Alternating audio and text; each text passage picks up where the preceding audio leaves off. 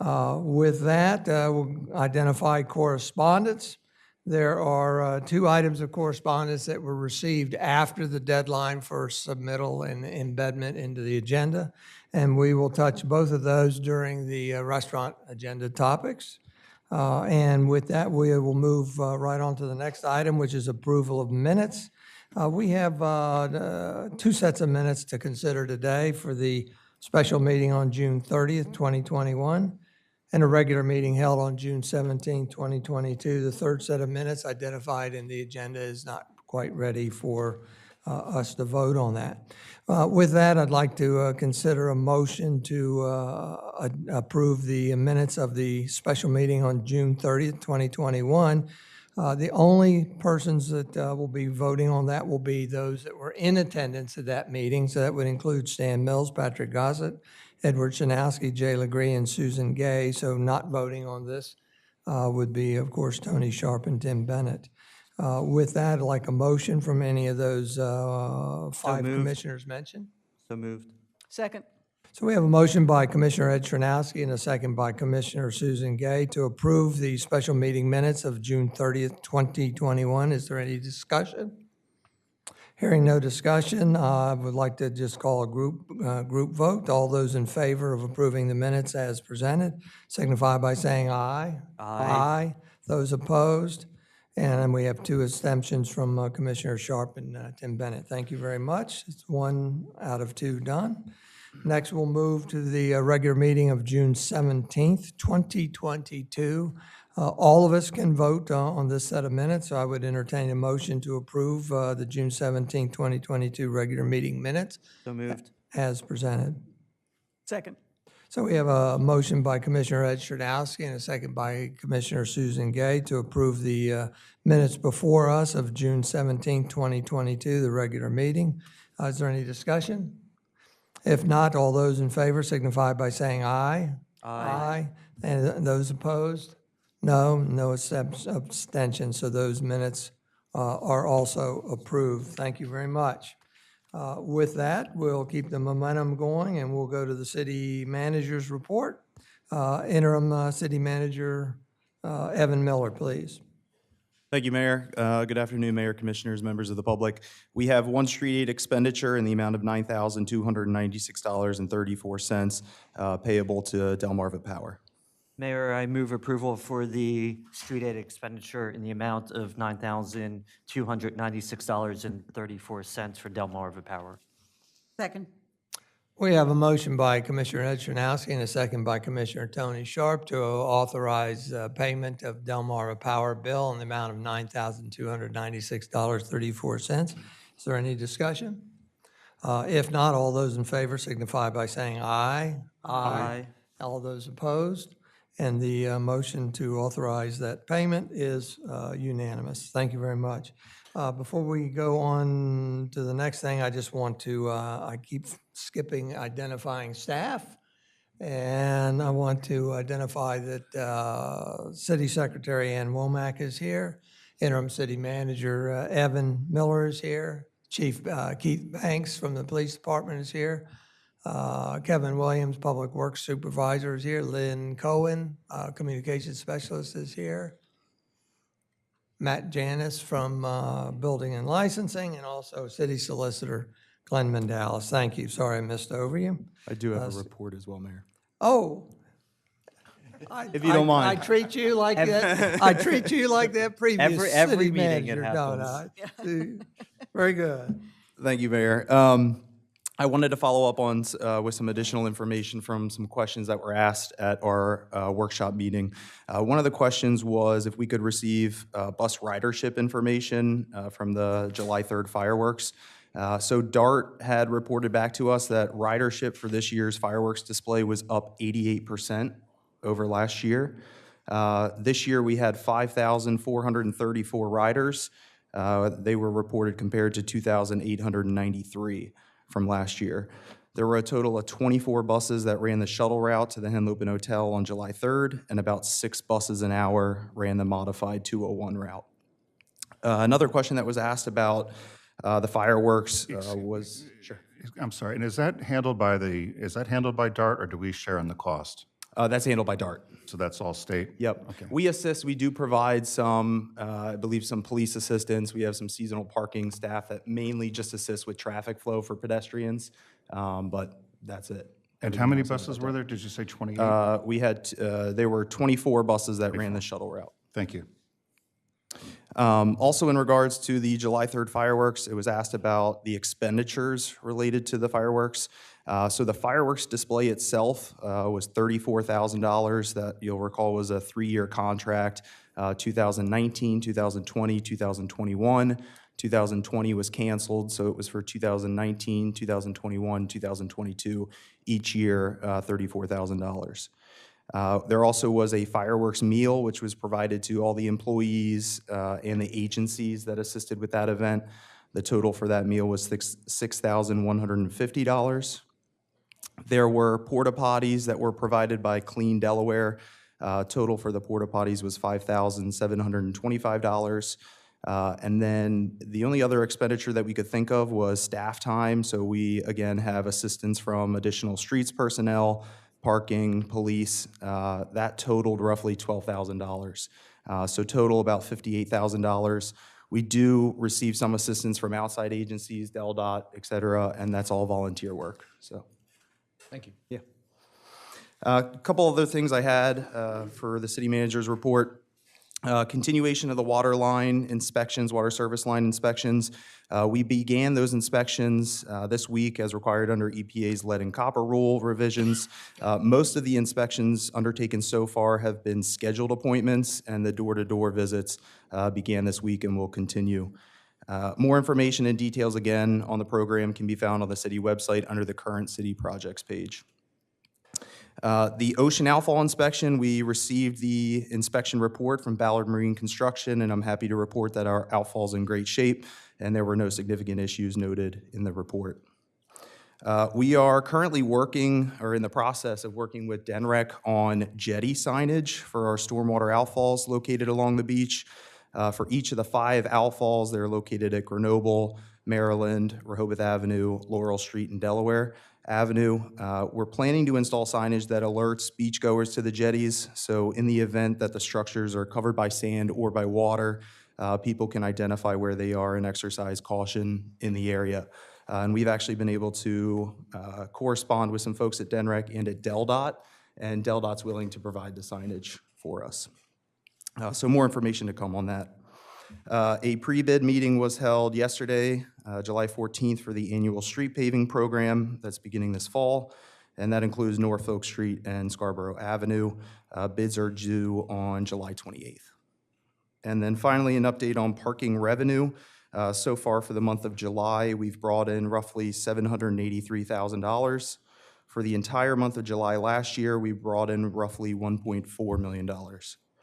Year-to-date actuals are roughly $2.78 million, and our budget for the year was $4.65 million.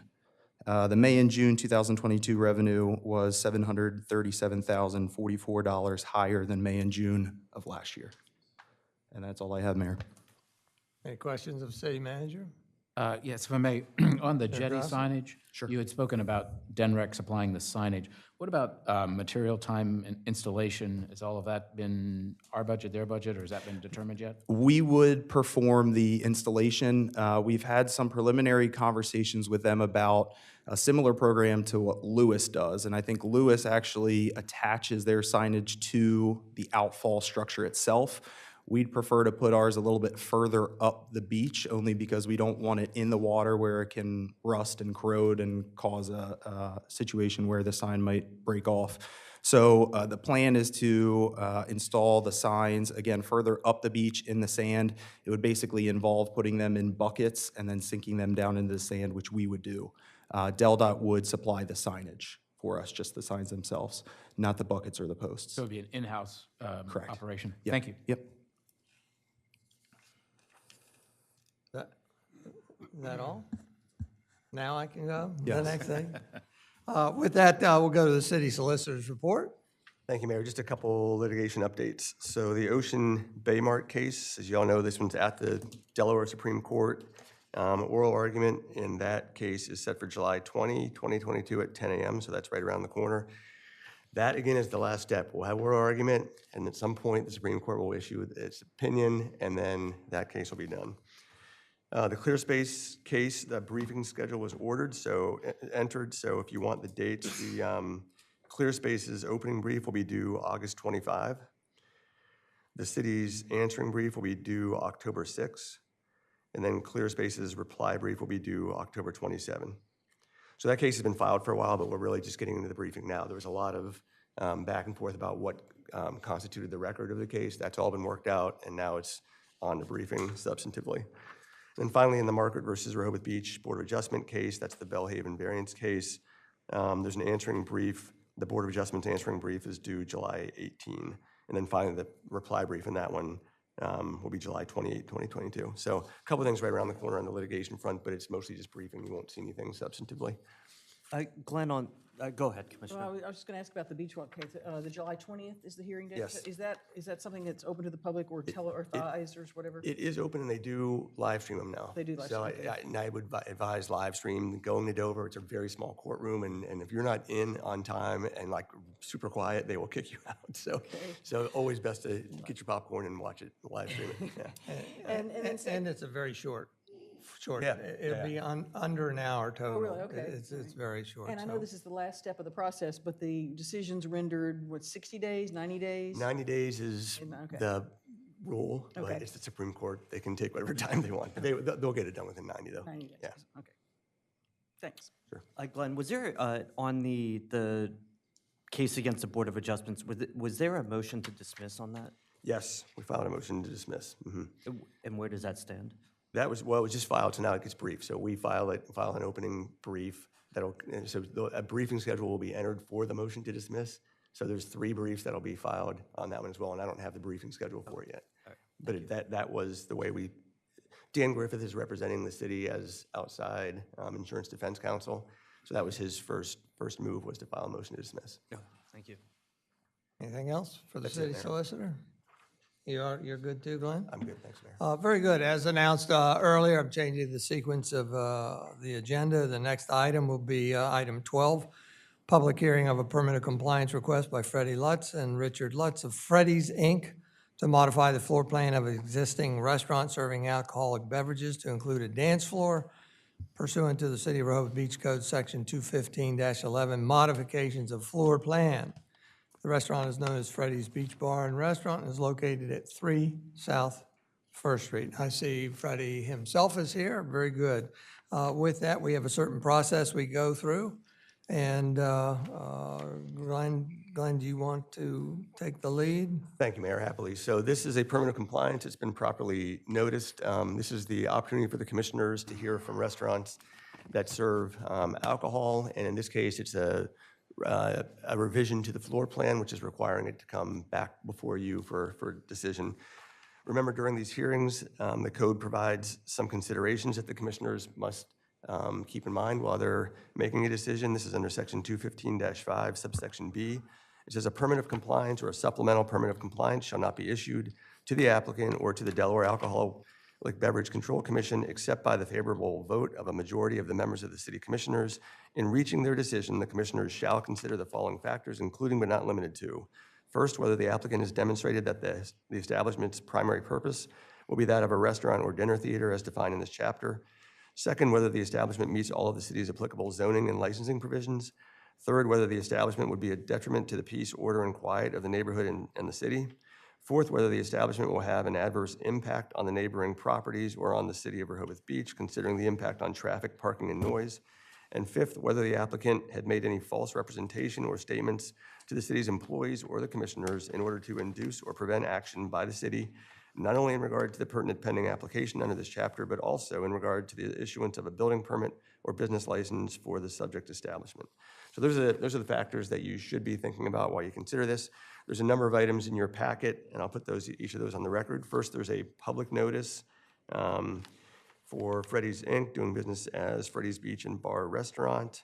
It was posted June 23rd, 2022, and it was also provided to residents within 200 feet.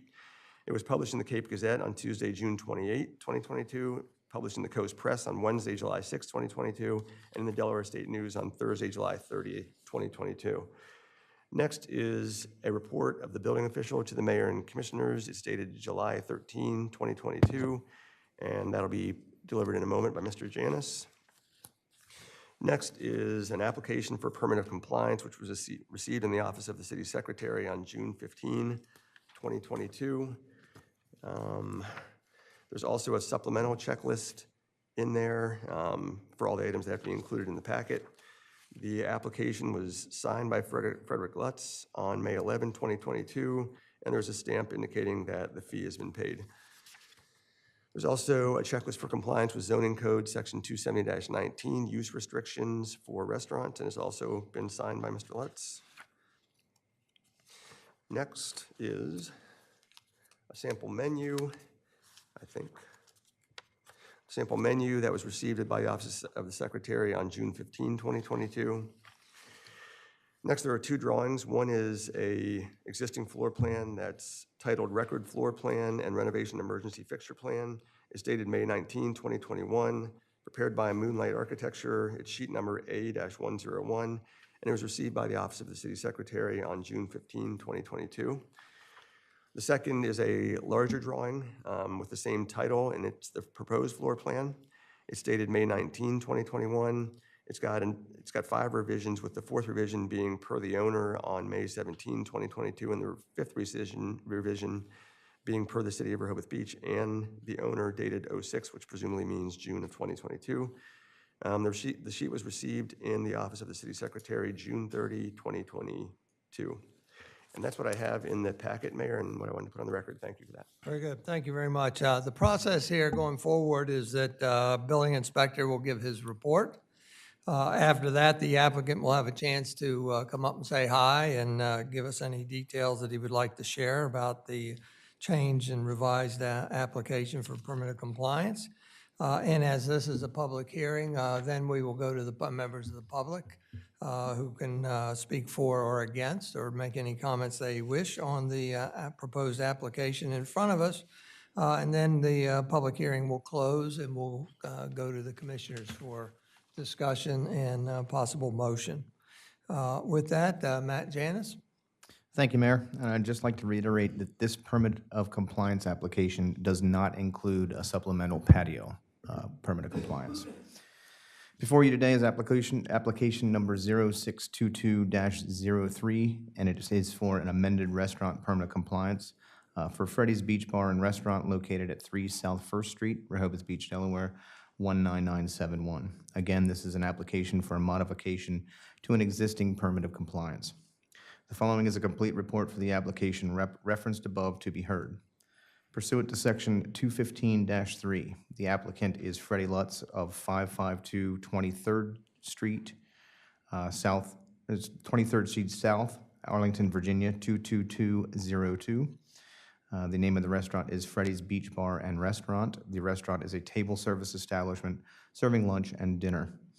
The restaurant is located at 3 South First Street in Rehoboth Beach. Pursuant to the plans submitted, the following is true. The property is indeed located at 3 South First Street. The structure is a 1-story building with proposed permanent seated dining in a C1 Central Commercial Zoning District. Pursuant to section 270-13C3D, a restaurant serving alcoholic beverages is a permitted use. The restaurant areas are as follows. The service area, which includes kitchen facilities, storage, restrooms, employee stations, hallways, and utilities. The proposed is 1361.5. I have them as 1773. I believe some areas were not included in their calculation. The dining area is 1361.5. I believe that overage was included in the above mentioned total, which I've calculated at 785. Permanent seated dining area is proposed at 99. I have it calculated as 99. The bar area is proposed 327. I've calculated 333. The proposed dance floor is proposed at 107.2 square feet. I have them calculated at 119 square feet for a total bar and dance floor of 452. Applicant states 434.2.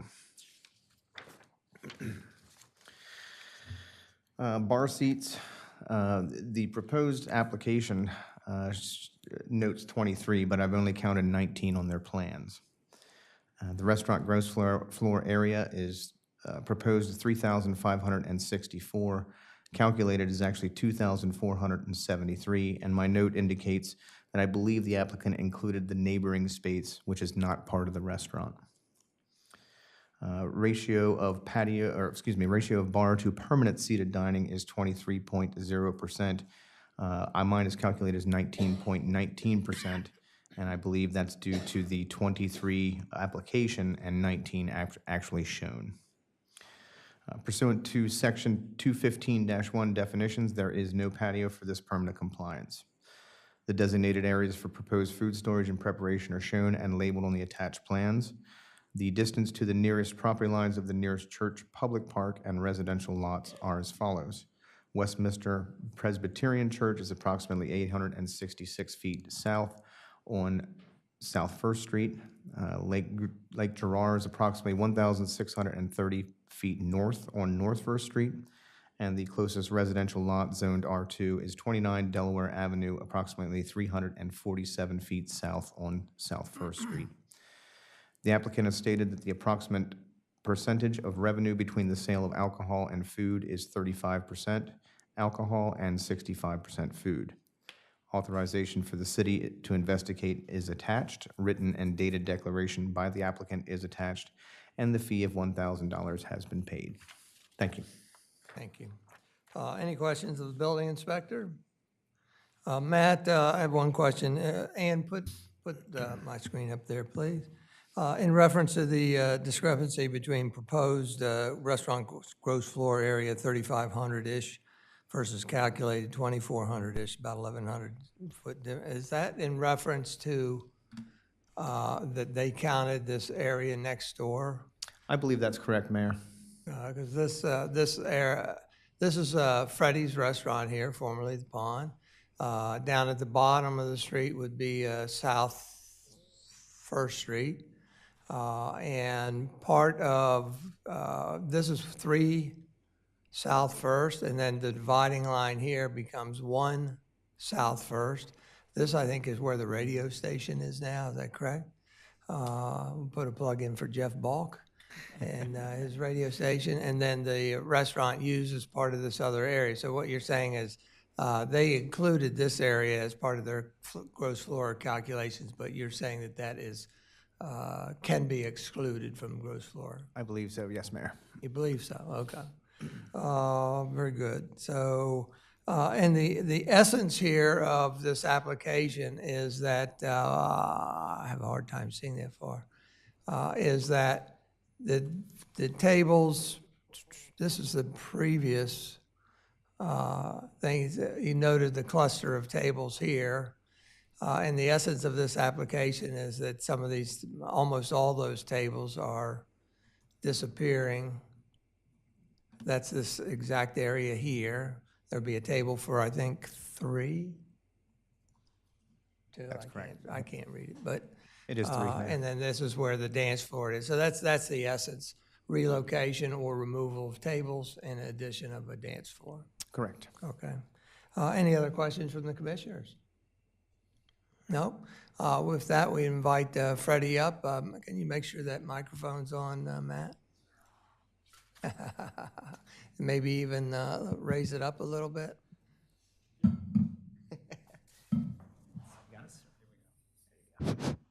Hi, everybody. There we go. Identify yourself, Freddie. I'm Freddie Lutz, owner of Freddie's Beach Bar and Restaurant.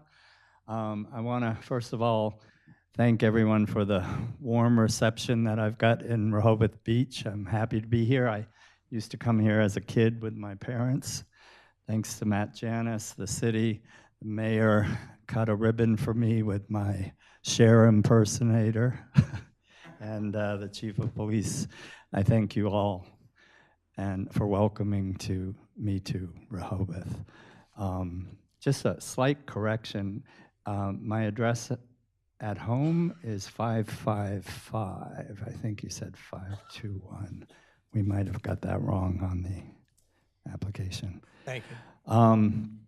One thing I want to point out about this particular ask that we have is that I don't really have a lot of neighbors where I'm situated. I'm staring across at the wall to the little mall for below Cooter Brown's. So I have no actual neighbors on that side. The only one really kind of close is the hotel, which is behind us. So I just wanted to point that out. And I think, unless you have any questions for me, I think that's all I have to say. I appreciate your consideration in this matter. Thank you. Any questions from the commissioners? I'd just like to make note that obviously you're here for a purpose, and that is to seek a modified permit of compliance that allows a dance floor. And the reason is because the city wants to know if you have a dance floor that table configurations cannot change. That's fixed. You can't later set up additional tables Right. within that dance floor area. So that's kind of somewhat rigid.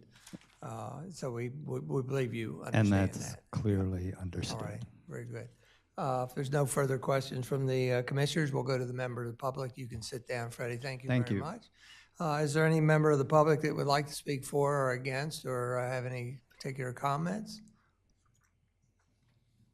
Oh, yes, sir. Identify yourself and, I'm Johnny Cervantes, and I'm Freddie Letz's partner for 24 years. And I just wanted to give some background information. I think by now, he was able to open at the end of October, and a lot of folks have come by, and he's met a number of you in the months that he's been working to get open. In Arlington, he's established himself as an active participant in the community, involved with multiple civic organizations, serving as a hub for numerous nonprofit organizations and even governmental offices. So, he is willing to commit himself to the community, and that he's trying to create a base for a very diverse community, and he's established that in Arlington, and he would be willing to commit to that, definitely, as I've seen personally. And he's been committed for over 21 years in Arlington, and he's willing to share that commitment and contribution to the community going forward. Thank you. very good. Thank you very much. I would hope you'd say good things. You met my expectations. Thank you very much. With that, if there's no other members of the public that would like to speak, I close the public hearing portion of this meeting and turn it over to the commissioners to discuss and when appropriate, to offer a motion, if appropriate.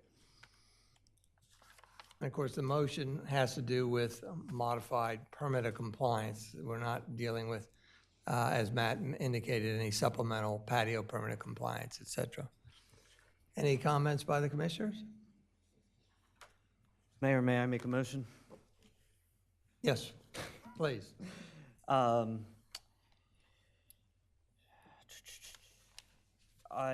move we grant a modified restaurant permit of compliance for Freddy's, and I find the following to be true.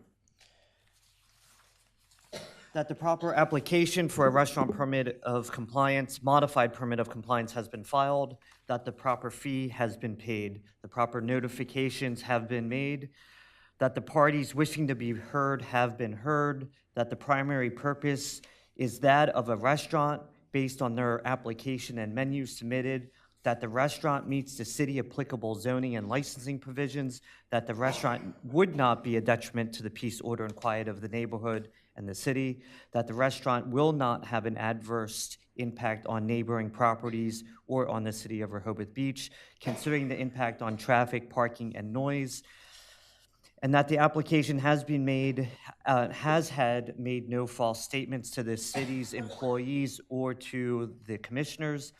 Therefore, I make a motion that the city manager issue the applicant's modified permit of compliance for the operation of a restaurant. Second. We have a motion for granting approval of a modified permit of compliance to Freddy's by motion made by Commissioner Ed Chernowski and a second by Commissioner Tim Bennett. Is there any further discussion? I believe this fits the bill, the grant modified or updated permit of compliance. It reflects that there's a new dance floor there and rearrangement of tables to accommodate that dance floor, and also that the restaurant, I believe, fits the bill also because the menu indicates that they do serve full-service dinners. And with that, we'll call the question. Commissioner Tony Sharp, Aye. Commissioner Jay Legree, Aye. Commissioner Ed Chernowski, Aye. Commissioner Susan Gay, Aye. Commissioner Patrick Gossett, Aye. Commissioner Tim Bennett, Aye. and Mayor Stan Mills votes, we have an unanimous approval authorizing the issuance of a new updated permit of compliance. Congratulations, and as I mentioned earlier, we put this earlier in the agenda so that you can leave as early as you want or choose to stay as late as you want. Thank you very much, gentlemen.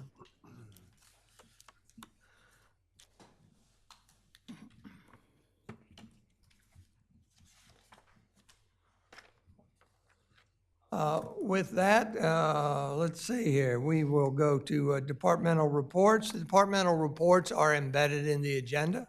We have a departmental report from the Building and Licensing Department, Fire Department, Police Department, and includes 2022 noise complaints spreadsheet. Again, all embedded in the agenda and available for you to see. Are there any questions at this point for Building and Licensing or Chief Keith Banks while they're here? Yes, first off, thank you for being present. I think it certainly helps us. And one general question, Mr. Janis, with regards to your report, there are 3 categories. If you could help me understand a little bit about how you determine that. There's commercial additions, commercial alterations, and commercial repairs. And how do you distinguish between those 3 categories, if you will, or when issuing a permit or deciding how a permit is done?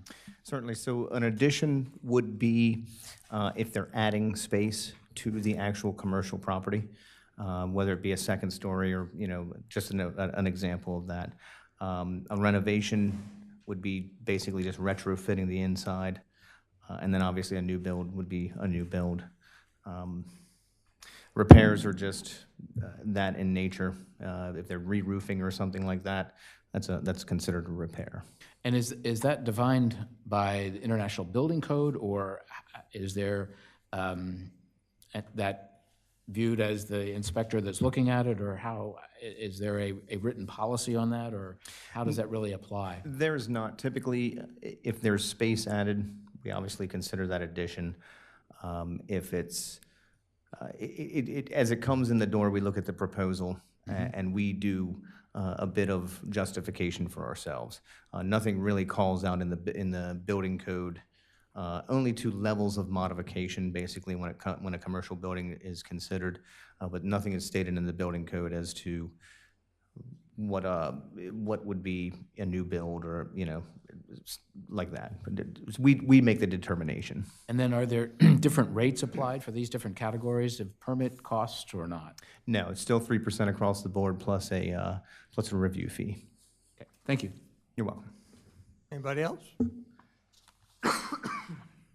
Thank you very much. Thank you, Chief, for being here. Thank you, Matthew, for being here. Matt, for being here. With that, we'll move to the next item, which is... I'm sorry, Mayor, one more question. Yep, go ahead. But for Chief, just curious, in your civil charges list, I noticed that there, and maybe it's not appropriate there, but tent violations. Have we had any tent violations this season, or where would we find that information? Yes, Commissioner, let me pull that up for a second. Maybe I just couldn't find it in there. You know these reports much better than I, but... And can you, Yeah, I'm yes, gonna we put it on have. the- What I I'm- can I'm tell gonna you. put it on the screen real quick. On the canopy takedowns from the lifeguards, so far this year, through June, we've had 2,214. And from the Rehoboth Beach Police Department, we had 842. And those It were tends- actual citations issued? I'm with sorry, the- no, they were just warnings taken down. There was 1 tent citation issued, and that's because we had to go back multiple times after asking them to take it down. All right. It started with the lifeguards. They refused. Police officers came down, and they still were not happy and refused and kept it up. So when we came back, we went ahead and gave a citation. All right. Thank you.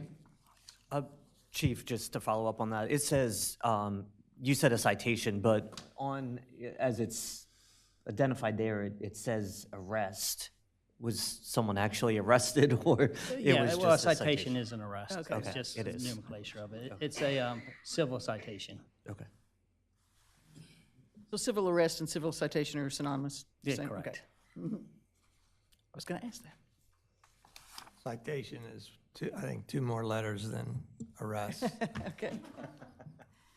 Anything else? Thank you, gentlemen, for being here. We appreciate. Are we going to discuss the noise complaints one, or is that just on here Well, for that it- information, or this is- what? No, it's just on here. If you have a question. I do, then actually. There's the opportunity Yeah. to. Is this the first one you've done with this much detail this year for us? The noise complaints one? It was asked to put it in the, we used to do it back, and we stopped in Yeah. 2017 because we thought we had the noise under control, and then Right. recently we were asked to sit there and recalculate it and look, so we just pulled the statistics and did it the same. I have if we need additional information, what I didn't embed is I have, the addresses and locations. I just didn't put that. Well, it is very interesting, and I have heard, anecdotally about a number of noise problems, and this certainly confirms it. I guess I'm curious what the different categories are. I mean, there are a couple things I can't tell from this, which is, first of all, repeat offenders. I can't really tell that from this, right? Right. But also, I do notice that when you have 49 total noise complaints, and I think some of them have been repeat, but then you go all the way over to the right and you see total civil citations or arrests, none, 0. And I guess I'm just wondering why not? Well, the 49 noise complaints, that is all noise complaints. So in other words, construction before hours could be one Okay. issue. A radio on the beach that can't have, we get called to go to that. Neighbors are outside, maybe it's 11 o'clock in the morning and they're in the pool, but we get a noise complaint of kids yelling or screaming, jumping in the pool, so we have to respond, so it's a complaint. So a lot of those, we go around, it's the first time, we tell them if they can't have a radio on the beach or amplified music, we ask them to turn it off, and they comply. We figure there's no reason to give a citation. And same thing with a lot of things, if it's normal business hours or time, residential areas, and it's just some loud noise, maybe they're playing games or chasing each other around the house, we're just going to give a warning, let them know there was a complaint made. So we really have a lot of people working well with us as warranted.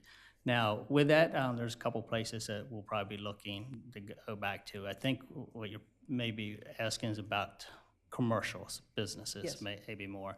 And I can add another line and put that in there. That's why I said I do have some information that I could research and provide as far as with businesses. I just don't like particularly calling every business out or whatever, because maybe a violation may understand, not. So I didn't do that, but I could answer those particular questions. So I'll put another line as far as what was a commercial business versus residence.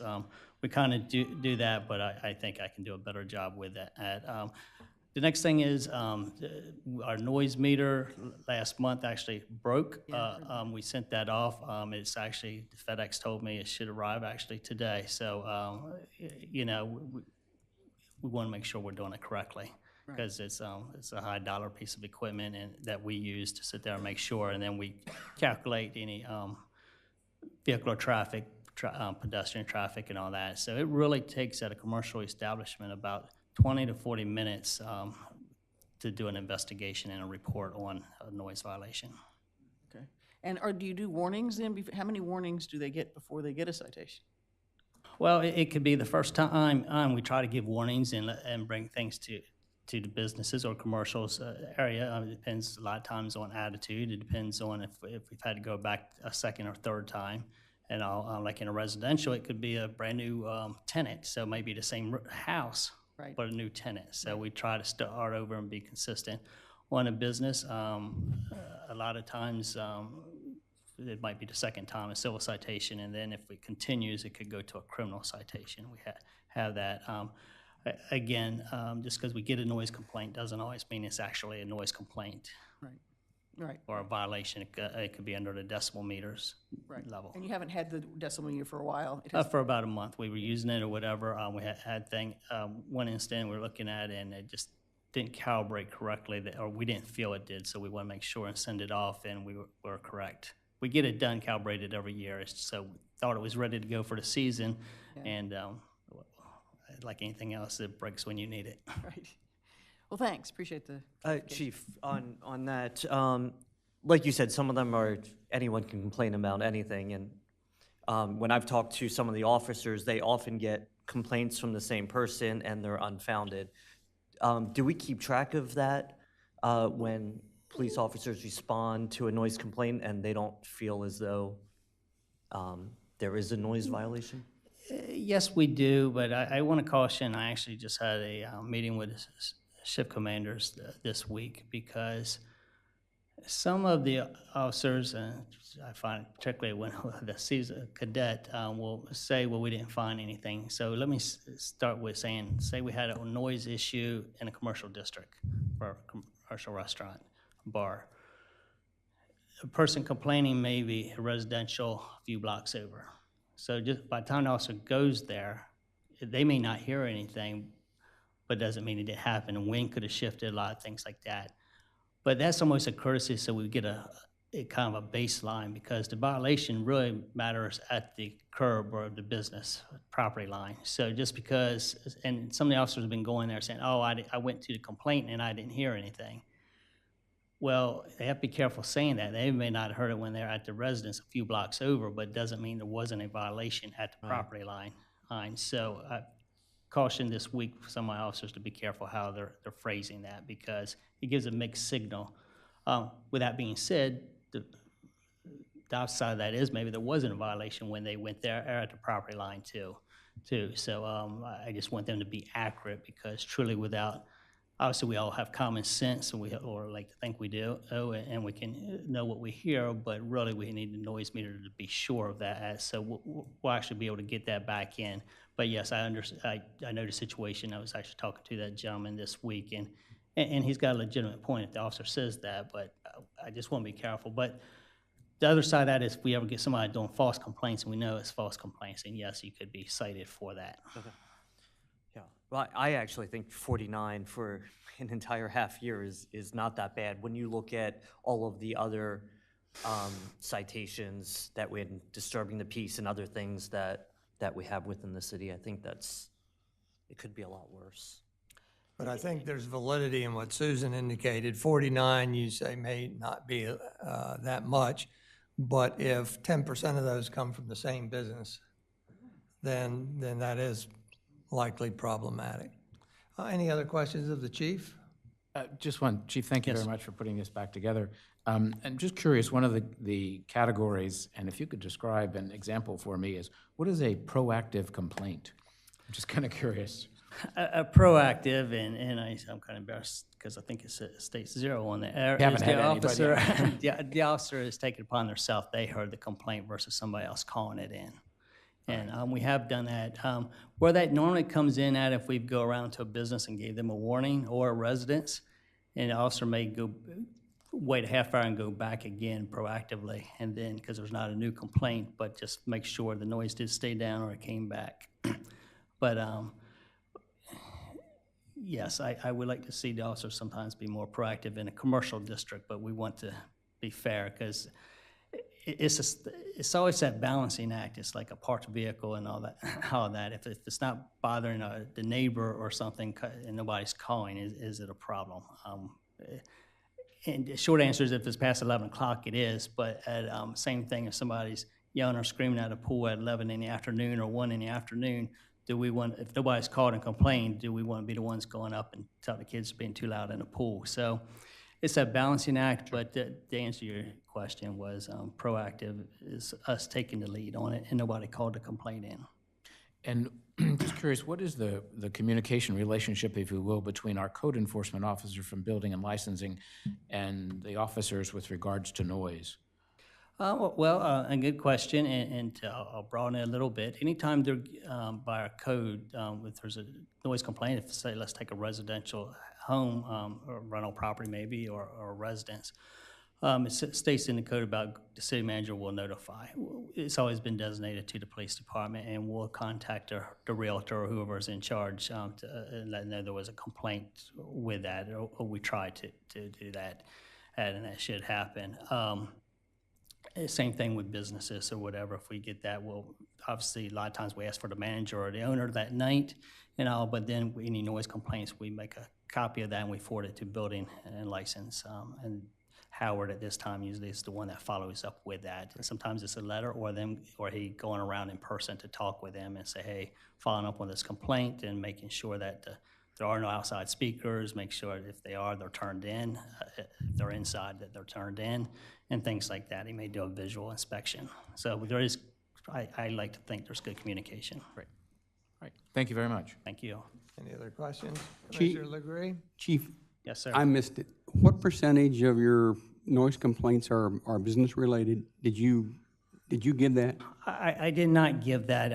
I'm hearing from the questions, so next month I will make hear sure you. I break that differently and probably not give as much facts because I kind of got the times, but I think I'm hearing correctly, that you're really concerned, let's go with residential versus business noise complaints, not necessarily the lawnmower was running too early, noise complaints and things like that. I'll still add total or whatever for everything because I think it's fair not to single anybody out. That noise complaints are noise complaints, doesn't matter what time they come in. But I am hearing that it's more, we want to focus on residential and commercial and if there's consistent violators.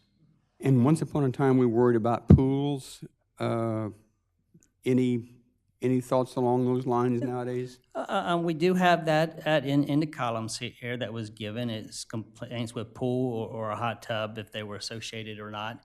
And in the police report, we actually document that in each report when the officers do. If there is a pool, they'll say is the pool involved.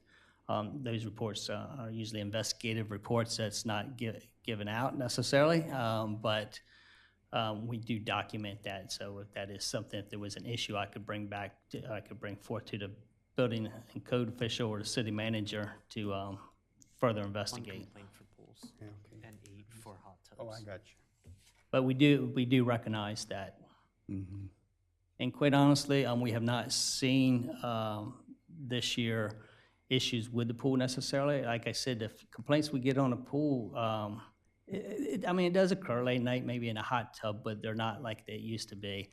We actually see more complaints that involve pool, and there's still very few, during daytime hours. Thank you, Chief. Any other questions? Walter, go ahead. Identify yourself in relationship to the city, please. Walter Brittingham, 123 Henlopen Avenue. Appropriate, the chief is still here. There's a comment about the fire department. The siren doesn't blow anymore. Maybe the chief and the city manager can chime in when I'm done at appropriate point to add to it.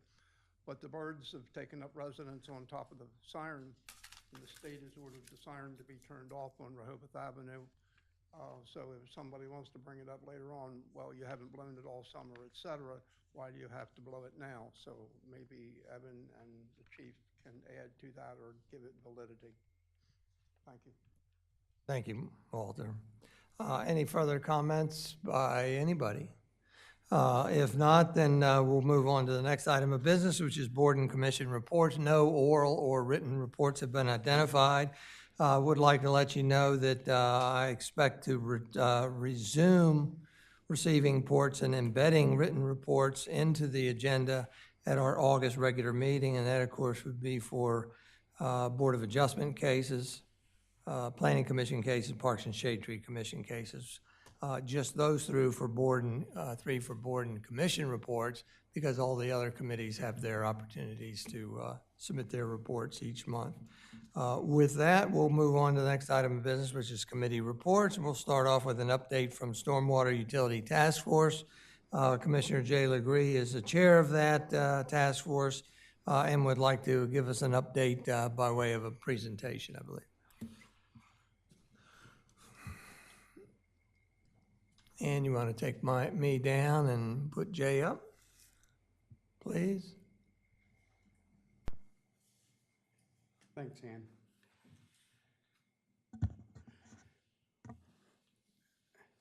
Our stormwater task force was formed for two reasons. One was to, and I'm repeating what I said last month, but this is something that we all need to keep seeing in front of us. Our task was two-phased. First was a feasibility study where we analyzed the funding and for our stormwater management citywide, and we determined and we're going to determine and recommend the best funding method, and that's the feasibility part. And once that's finished, the mayors and commissioners will get together and decide if we want to go on to an implementation of recommendations or just what our future thrust will be. And right now we've analyzed the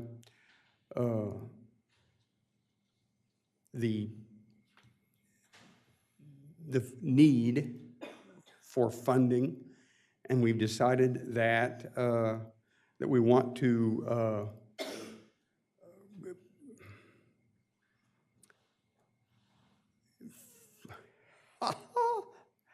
my slides got turned around, and we decided that we want to we can't fund it from the general fund, and so we decided at the last meeting that we need to seek alternate funding, and the funds that we looked at, if those of you who've printed out the agenda can look on page 27, 28, and 29 for the spreadsheet, and those of you who are following on your laptop, the spreadsheet follows my presentation, and the spreadsheet shows that the O&M for stormwater operation in our town is about $600,000 a year.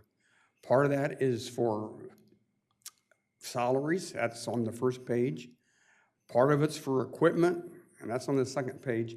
And then the third page is all the other aspects of operation and maintenance. And then also on the third page is a rundown of the capital expenses we're looking at. Now, the spreadsheet that Evan and Kevin worked out goes out to 2027, and they have anticipated most of the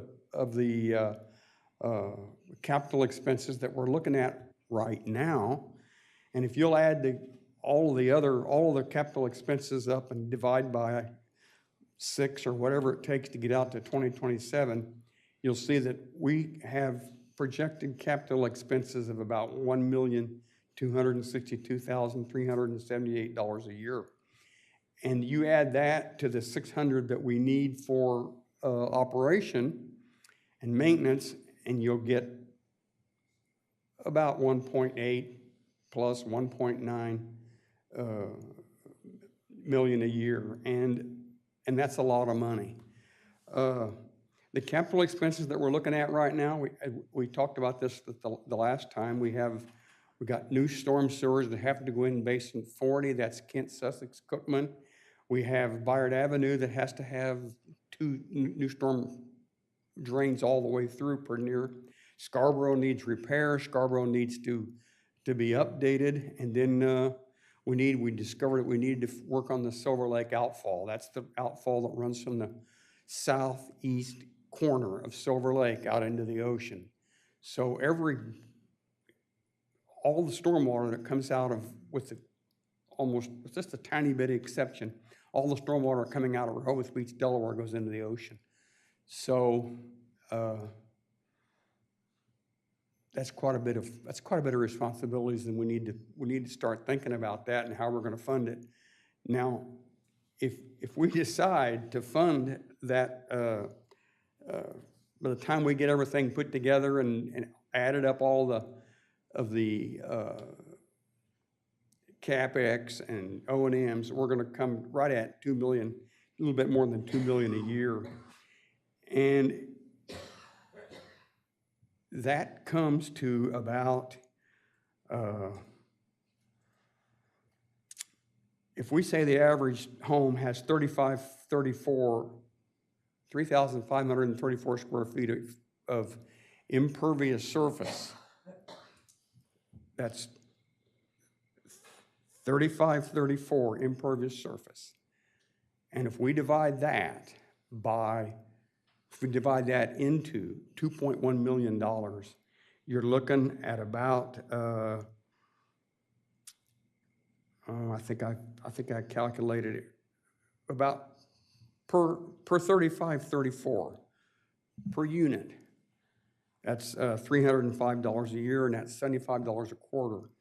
Now, we haven't done anything more than just talk about that, because the two gorillas that are in the room are Silver Lake and Lake Gerard.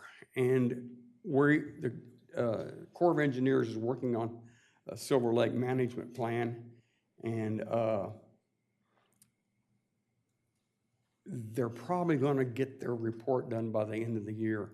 The problem with Silver Lake is that it's owned by Rehoboth, it's owned by Dewey, it's owned by the county. The area surrounding Silver Lake has ownership from 3 different entities, 3 different jurisdictions. Getting everybody to come together, and to make it worse, DNREC owns the water. So to get everybody to come together is a task. It's a real task. And I wouldn't trade places with Kevin for nothing, because this is, he's going to try to get this done by the end of the year. Anyway, we have more expenses that we don't know about right now. And I'm hoping that dredging Silver Lake will be chipped in by the state of Delaware, since they own the water and they own the bottom of the lake. There's a chance that when we have to dredge Lake Gerard, we might be able to time that with the dredging of the Lewis-Rehoboth Canal. But these Silver Lake and Lake Gerard are stormwater basins. They are detention ponds, wet ponds, according to the stormwater manuals. So we've got a lot of work ahead of us, but one of the most important things is to tell everybody, to tell you that that's what we're doing, and so you won't be surprised a year or 2 down the road when somebody says, well, you're going to get X number of dollars added to your utility bill, and you're going to say, what's that for? And they're going to say, stormwater, and you're going to say, stormwater? Well, it is stormwater, and we need to plan for it, and we need to educate everybody. Lynn, I'm not going to make a mistake. Our communications technician is working up a plan. You're going to hear about it a lot from us, and she's going to put together some media presentations that publicize our problem, what we're doing. Everybody's going to know what our stormwater problems are, and we don't have many problems, by the way, but we got some real capital expenses coming at us in the future. I could say a lot of other things about what the EPA is doing right now. They're suddenly getting into nutrients. They're going bananas over nutrients, and by the grace of God, we're low. We have an ocean outfall that just has minimal nutrients, so we're good there. We have water that we drink that we don't have to get out of a lake, and that's a great advantage for people living in Rehoboth Beach. And the third leg of their triangle that the EPA is worrying about is stormwater. They have decided that the estuaries around the country, but the Northeast Atlantic is one of the problem areas, have too much nutrients in the water that's draining into the ocean. So they're worried about that. So they're going to be hitting us hard on nutrients. And I just thank God that we're in good shape on that and we can defend that.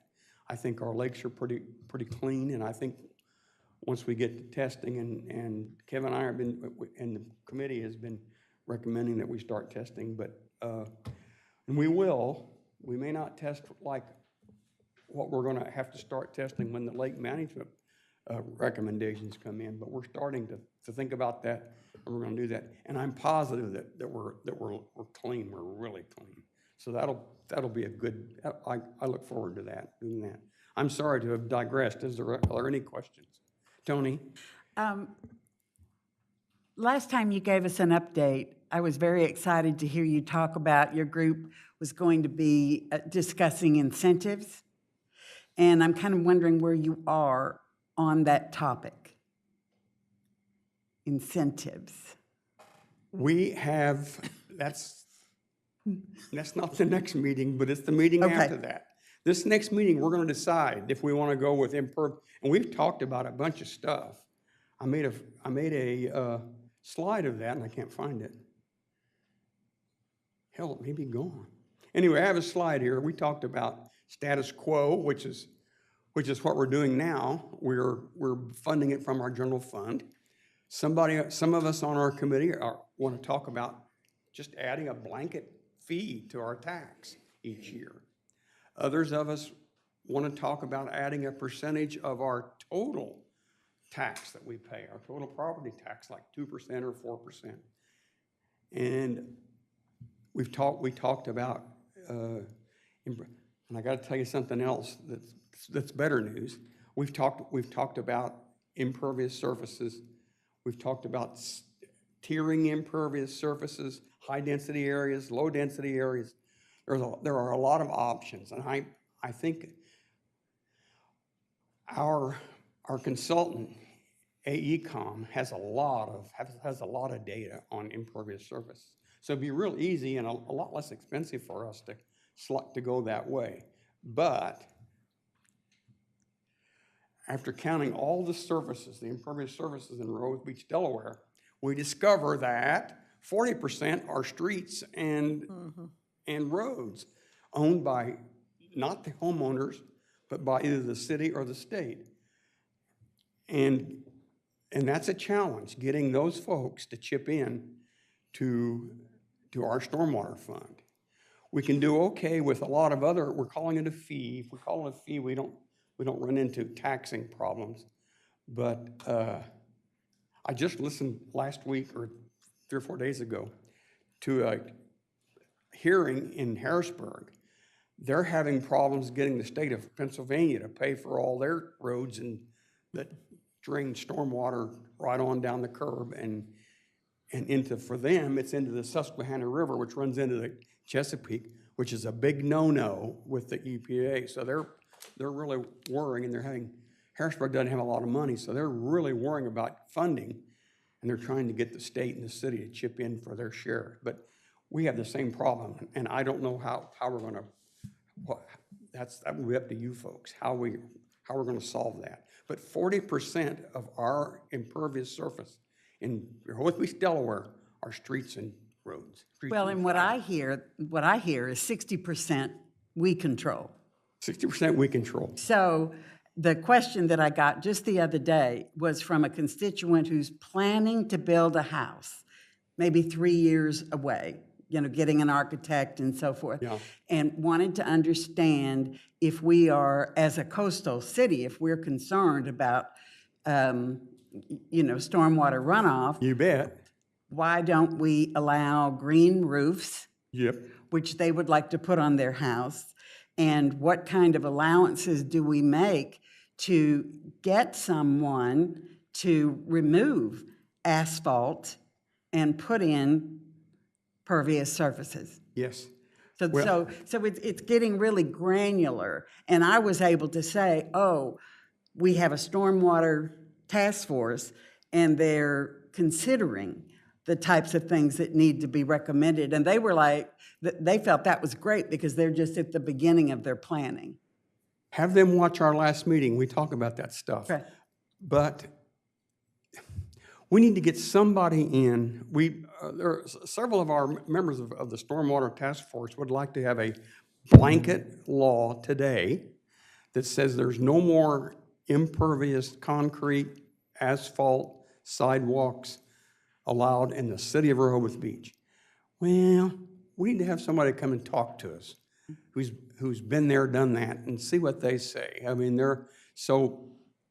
that will probably not be an incentive. It may just be a recommendation that we just immediately do it or not. Now, you know, maintaining an impervious surface is no sweat. Maintaining a pervious surface is work. You got to vacuum it, you got to clean it, you got to wash it, you got to keep the debris off of it.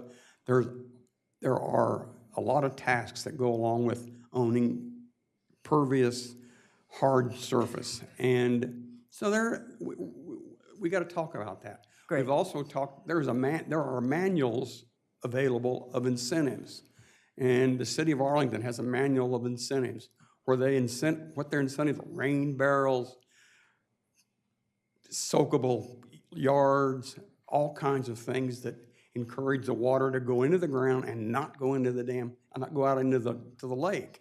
So there are lots of incentives that we can do, and we will do, and I'm sure you're gonna think about that before you. But yeah. And I thought about 3 other things that I was going to say, and I forgot.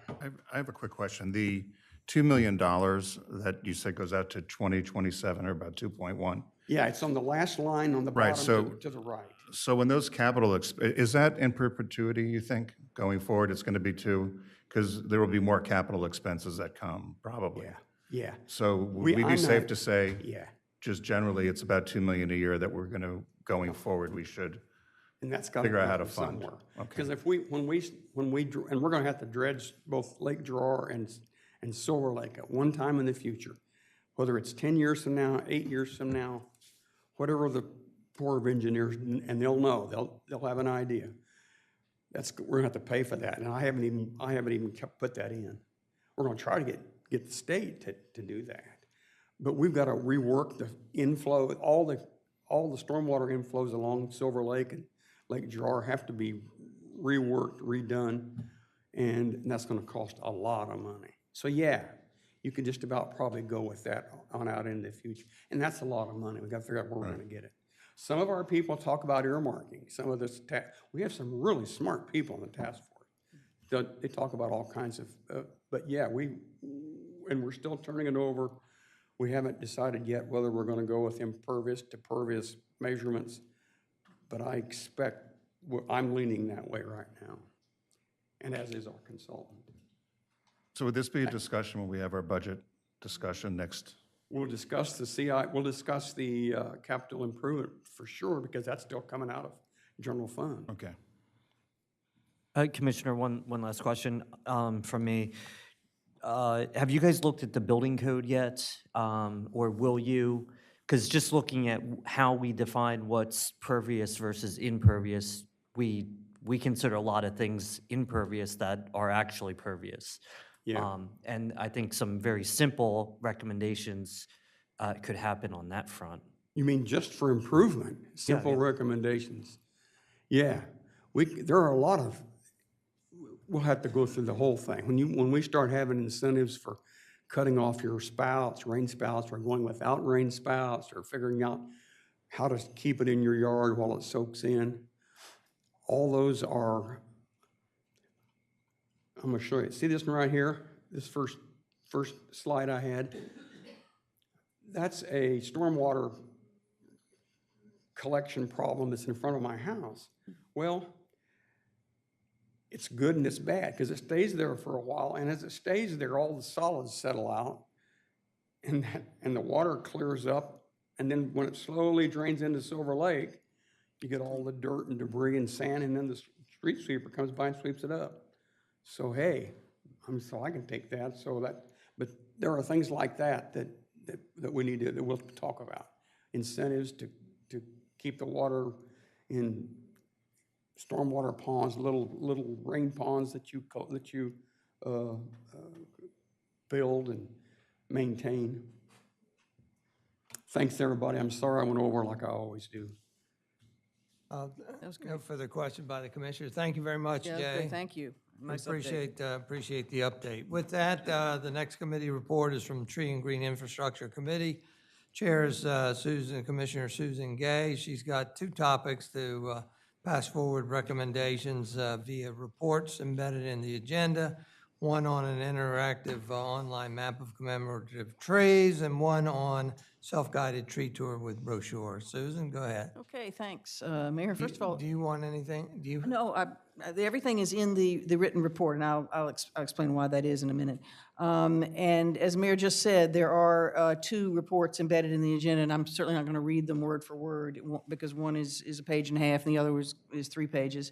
But I'll just start with the first one. That's the online map of commemorative trees. And I'll also point out that this won't be the first time you've heard about this project. I actually first presented it way back in January 2021 and have given 3 updates since, most recently in April. But the reason it's back today and the reason it's in a somewhat different format is because my previous reports have been sort of a general nature, just sort of update on what our committee has been doing.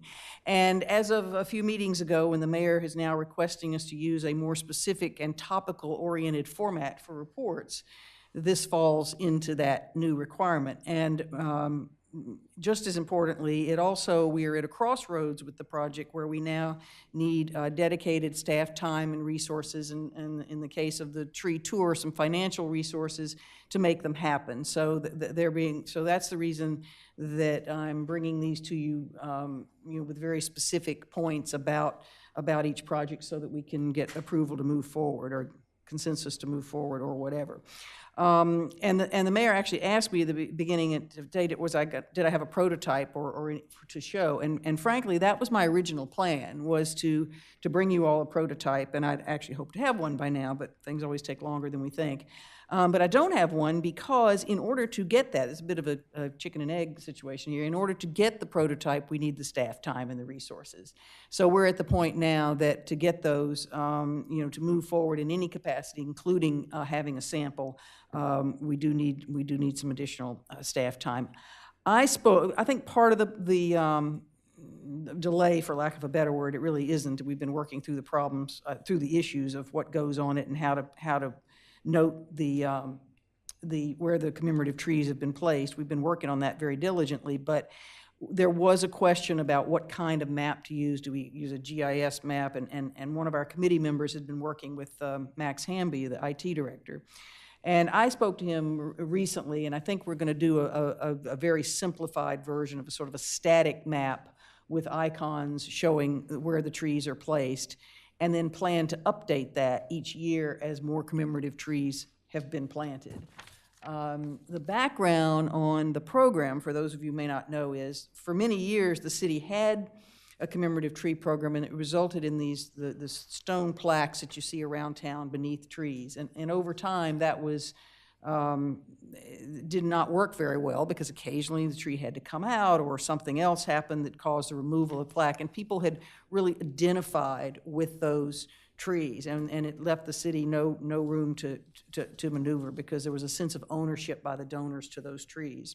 In addition to that, I think over time people had the mistaken notion that they were gravestones, believe it or not, in a few places. So it was a little, 3 or 4 years ago, Liz Lingo had actually presented an idea of doing a map where people could contribute to the program, but the individual trees planted would not be designated for a particular donor. And our committee, took that idea and ultimately, I'm making a long story very short here, in the fall of 2019, unveiled the sculpture that is now in the lobby, which grows every month with additional leaves on it, because that's how we designate the donations, is through the leaf, depending on the level of the donation. And the trees are then planted in groupings and as part of city projects. Over time, different quantities of trees planted every year depending on the number of donations that have come in. So the program started in the fall of 2019. The first trees went in the ground in 2020, and so we're about to do the third planting, which this fall will be on Delaware Avenue. And there are 28 trees already, and that's what our initial map will show, unless we delay it, in which case we might put the ones from the fall already on this first iteration as well. But in addition to the map, there's going to be a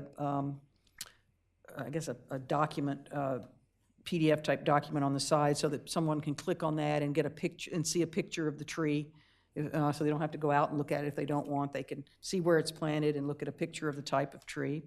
And in addition to that, another document that will be available for people to open will be a list of all the donors. Again, not associated with any particular tree, not even associated necessarily with any tree planting year, but a list of donors. There have been a couple of donors that have been anonymous, and of course that would be stated as well. But on the leaves in the City Hall lobby, those are engraved as the donor wanted them engraved, usually in honor or in memory of a person. Whereas this list on the online site will be the donor's name to thank them for their contribution. So it is going to be, the documents will be created by the tree committee. And when I talked to Max Hamby, he estimated it would take about 20 hours of staff time to actually get it up and running. So that's what I'm presenting here today, is the need for that staff time. So any questions? Well, before you go on to the next one, are there any questions on this or? Just Go a ahead. clarification, I'm sorry, I stepped out. On the list of donors, that would be from the inception of the program? Yes, Thank from you. from the inception of the new program in the fall of 19. Thank you. Fall of 19, so about 80, Yes. it's about 82 so far. Thank you. Yep. Well, I would say, unless there's any objections, I would suggest we task the city manager with looking at this and coming back to us and letting us know if there's any problems in implementing it and funding it and what time frame might be. Okay. Is that all right? Yeah, that's fine. Could I also ask, as part of that request, that I'm assuming, or would assume that this program is currently being managed in-house by staff at this current time, to Partly. some level? In terms of managed by, what do you mean? Well, just accepting, recording the donations, Yes. all of the Yes. administrative work that goes along with that.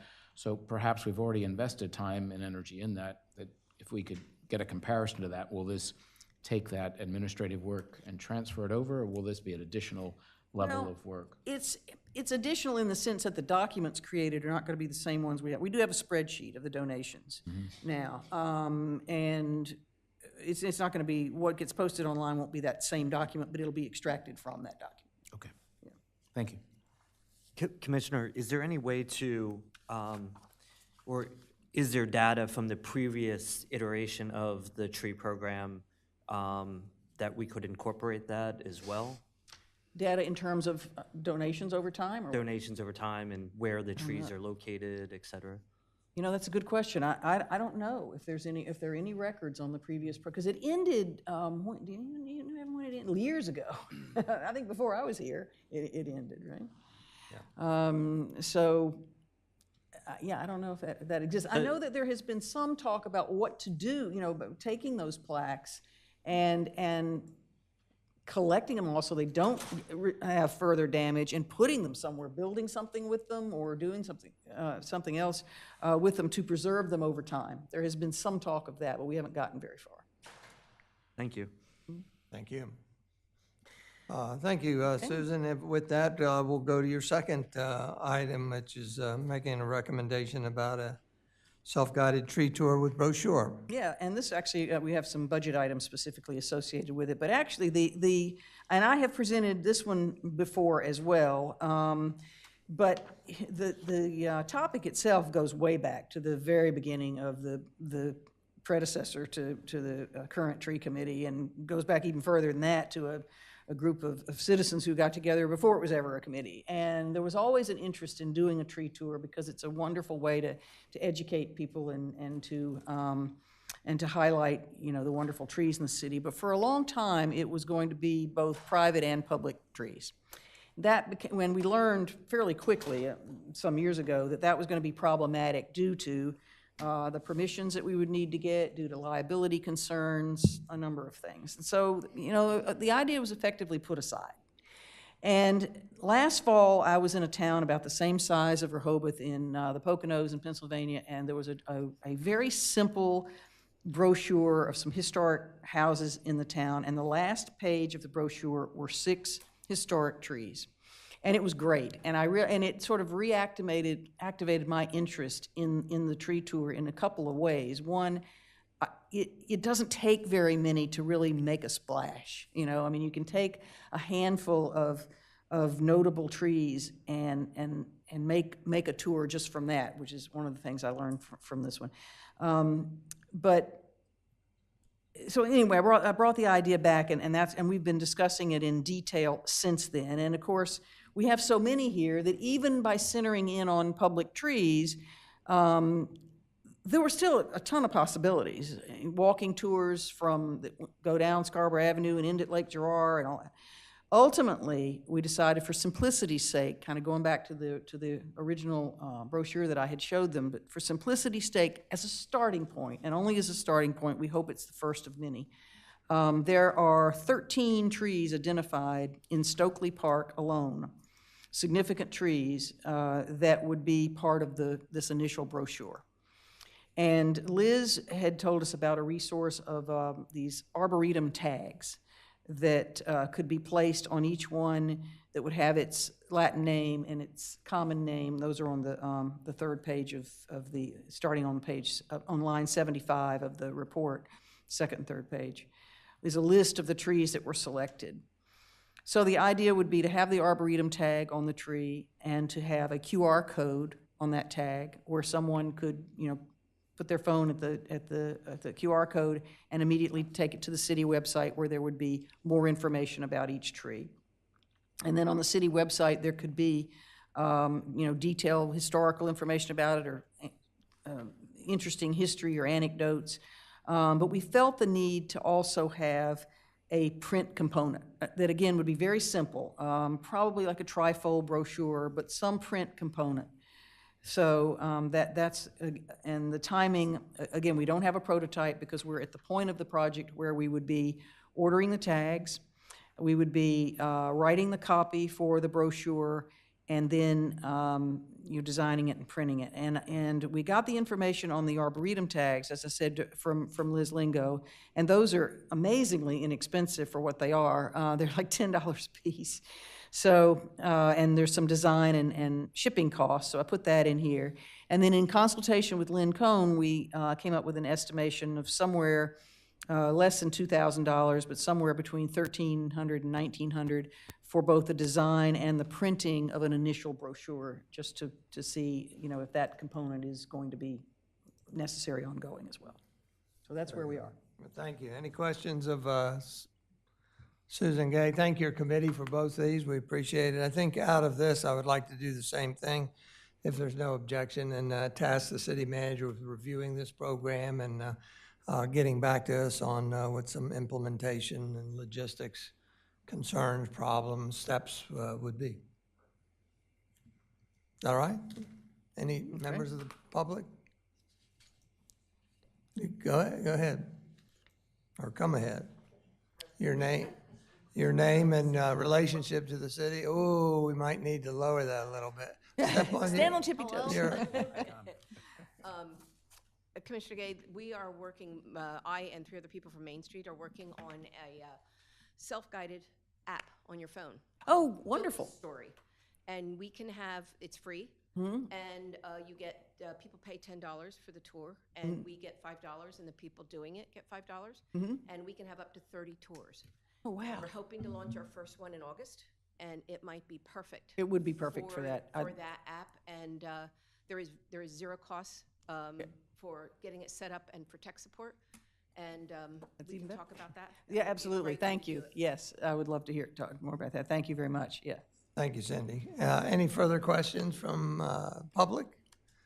If not, thank you very much, Susan. We'll move on to liaison reports. We'll start off with the Chamber of Commerce. You are the liaison for the Chamber of Commerce, Carol is Susan. Here. Yeah. And she's going to pass the buck.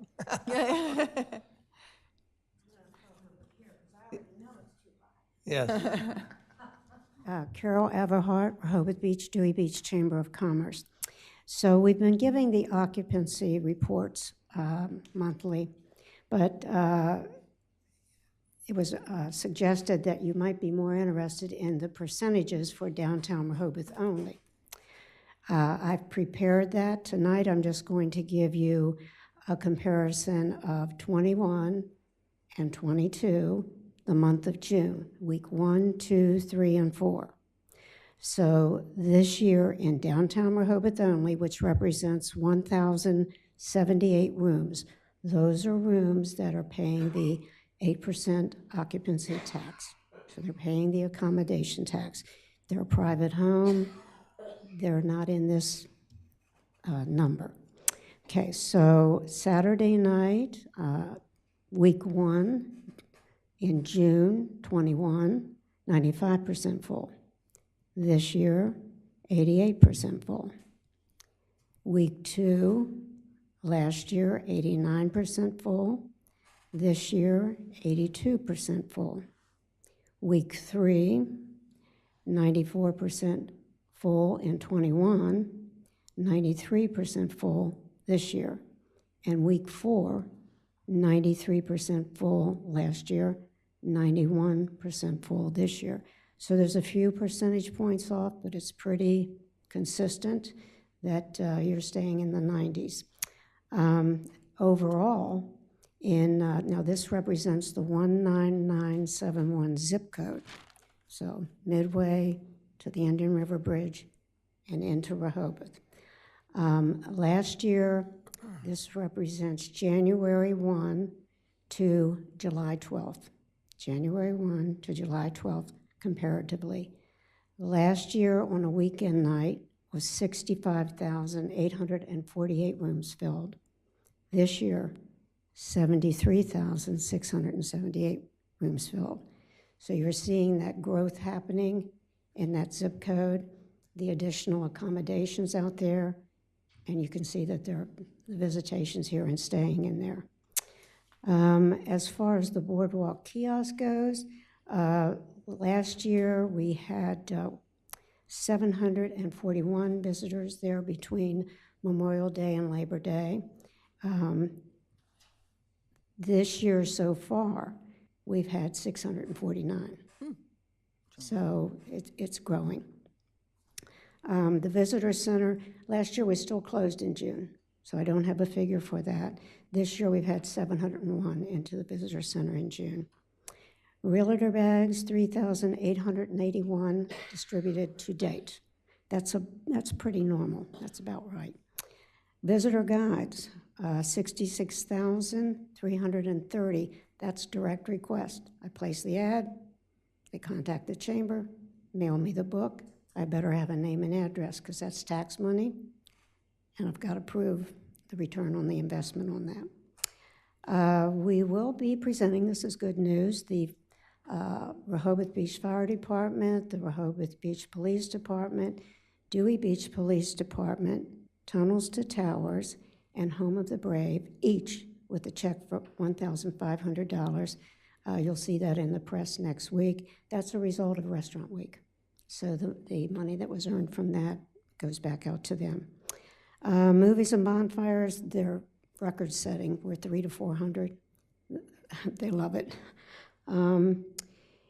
Media has been DC, NBC, ABC Good Morning America, Delaware Business Review, Time Life Magazine, WBOC, WRDE, and radio, WHYY, WGMD. So we've had a lot of public contact. Biggest issues, still, number one, J1. Why is that? Mainly housing for us. No housing, no J1s. We're working on it. It is a big issue. Cost of land is high. Where is that funding going to come from to not only acquire land, but to create the workforce or J1 housing? Top two problems continue to be the same. I bet you can guess what they are. Staffing and supplies. So we're still, no matter who I talk to, I had a big board meeting yesterday with the bank, and everyone there, same thing, regardless of the category of business. So that's what I have, unless you have questions. Thank you. Any questions for Carol? You're welcome. Carol, I do, relative to the Delaware Avenue restroom, as you know, we added changing rooms and family restrooms there. The Delaware Avenue kiosk folks, of course, are in the front of the building and face the boardwalk. Behind them on each side, at the rear of the building, are the changing rooms and the family restrooms.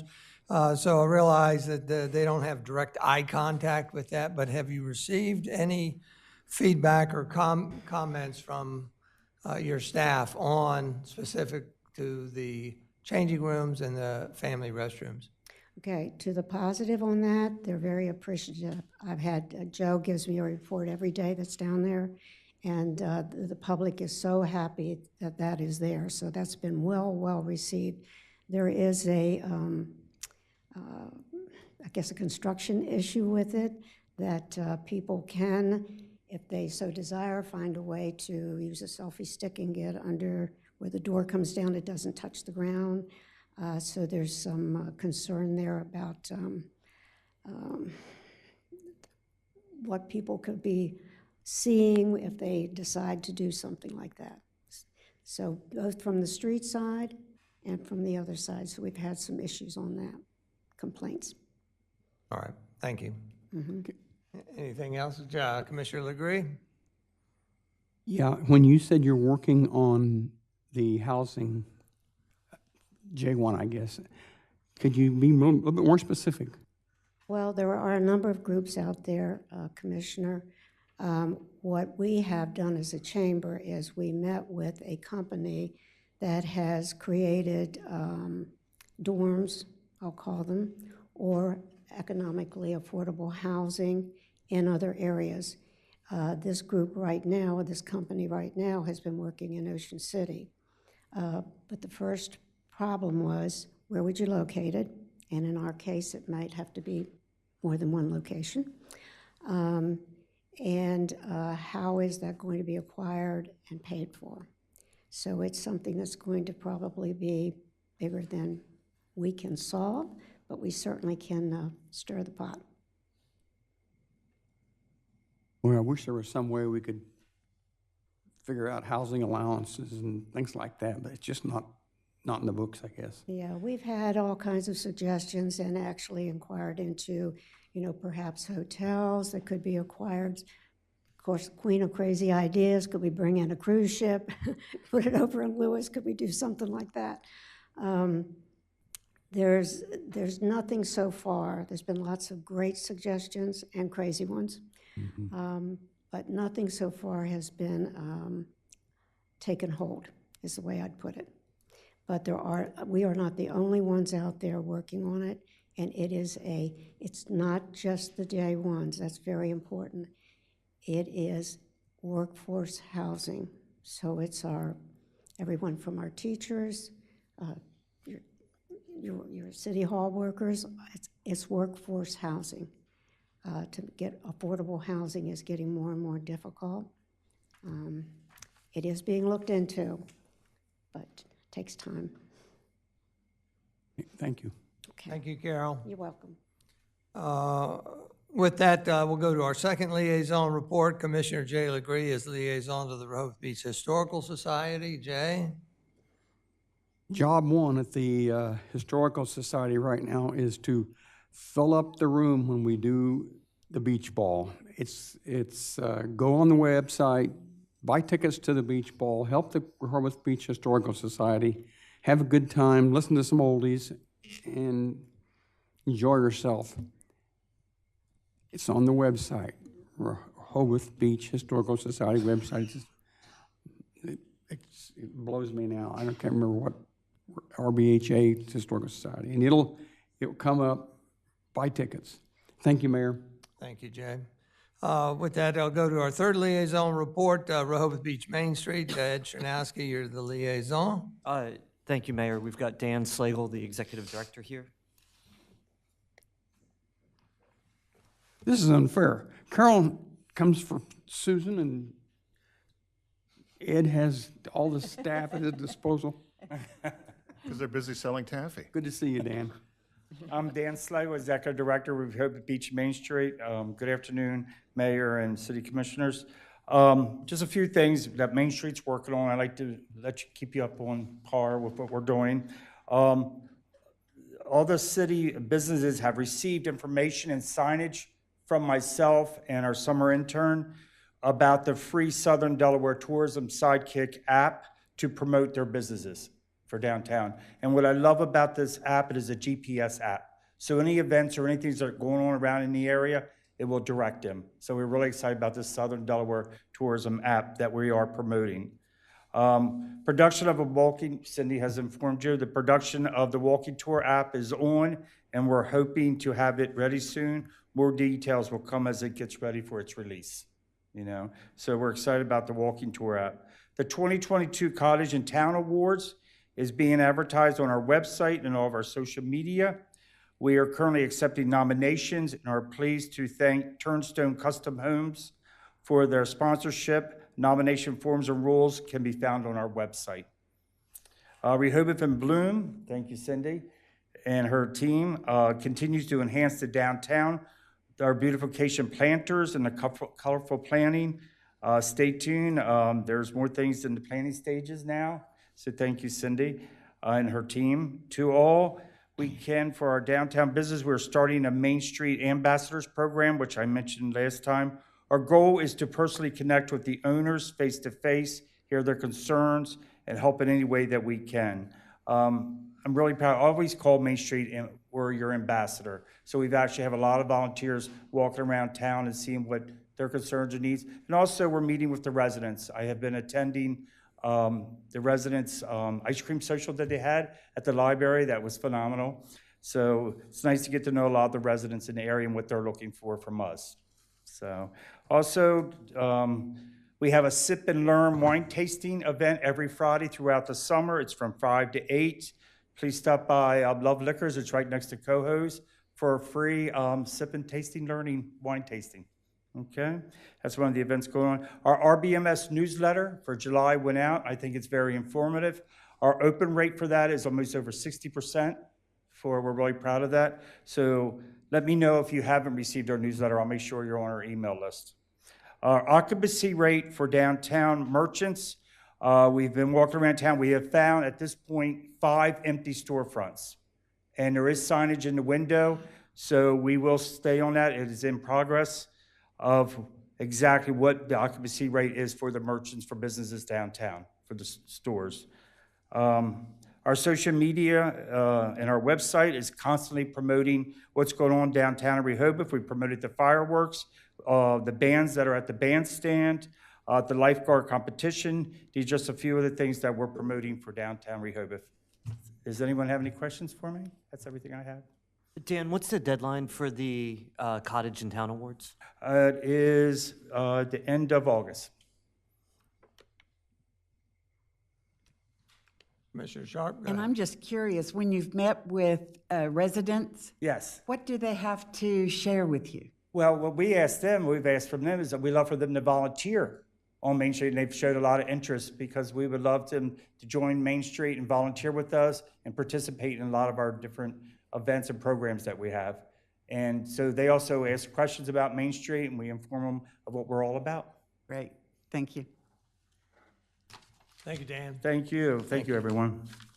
With that, we'll go to our last liaison report for Cape Henlopen Senior Center. Commissioner Shanowski is the liaison. Thank you, Mayor. I'd like to just announce for them that next Thursday, July 21st, from 8:30 to 10 a.m. Is their monthly all-you-can-eat pancake and sausage breakfast. And the cost for that is $7 per person, and it is a significant fundraiser for the center. That's all I have for them. Thank you. That's all you have. Very good. Thank you very much. With that, we'll go to our next item of business, which is our first item of old business. Old business A, discuss whether or not to amend Municipal Code Section 270-19 use restrictions of the zoning code specific to the 750 square foot gross area size limitation on outdoor dining patios for restaurants which serve alcohol. Consider whether, and this agenda item gives us the opportunity to consider whether or not to suspend discussion or continue pursuit of a change in square foot limitations. You'll notice that the last conversation that we had, this is our third visit to this and the next topic. And you recall that at the last meeting, visit number 2 to this, I mentioned the desire to resequence how we focused on these 2 topics. And to refresh your memory, I had mentioned that I wanted the talk about the square footage, size limitations, and whether or not we want to change them to the first to proceed. The other topic about permitting an outdoor dining patio to exist on a parcel abutting the parcel upon which a restaurant is situated, whether or not the parcels are in common ownership. If you recall, my mention was that I wanted to resolve the square footage limitations and restrictions before approaching the other one, because for me at least, maybe for you, it would make a difference on how I approach item B in the old business, depending on how what the outcome is for old business. Now, both of these topics, my desire, while we have the opportunity to vote on both of these topics, we don't necessarily need to. If we're going to vote, or the majority wants to suspend conversation on these, they're just not interested in pursuing them anymore, then perhaps that rises to the level of a vote, a motion, a vote, and we would take a vote whether to suspend or not. Moving forward, we could take a vote. We could also just have a consensus to carry it forward to the August workshop meeting. And my goal, frankly, for both of these topics is to do some final tweaking at the August workshop meeting on both these topics and talk about establishing a resolution to set a public hearing date, and then at the August regular meeting to actually vote to adopt a resolution setting a public hearing on whatever changes we come up with. That is my personal goal with these 2 topics. With that, you'll see on the screen,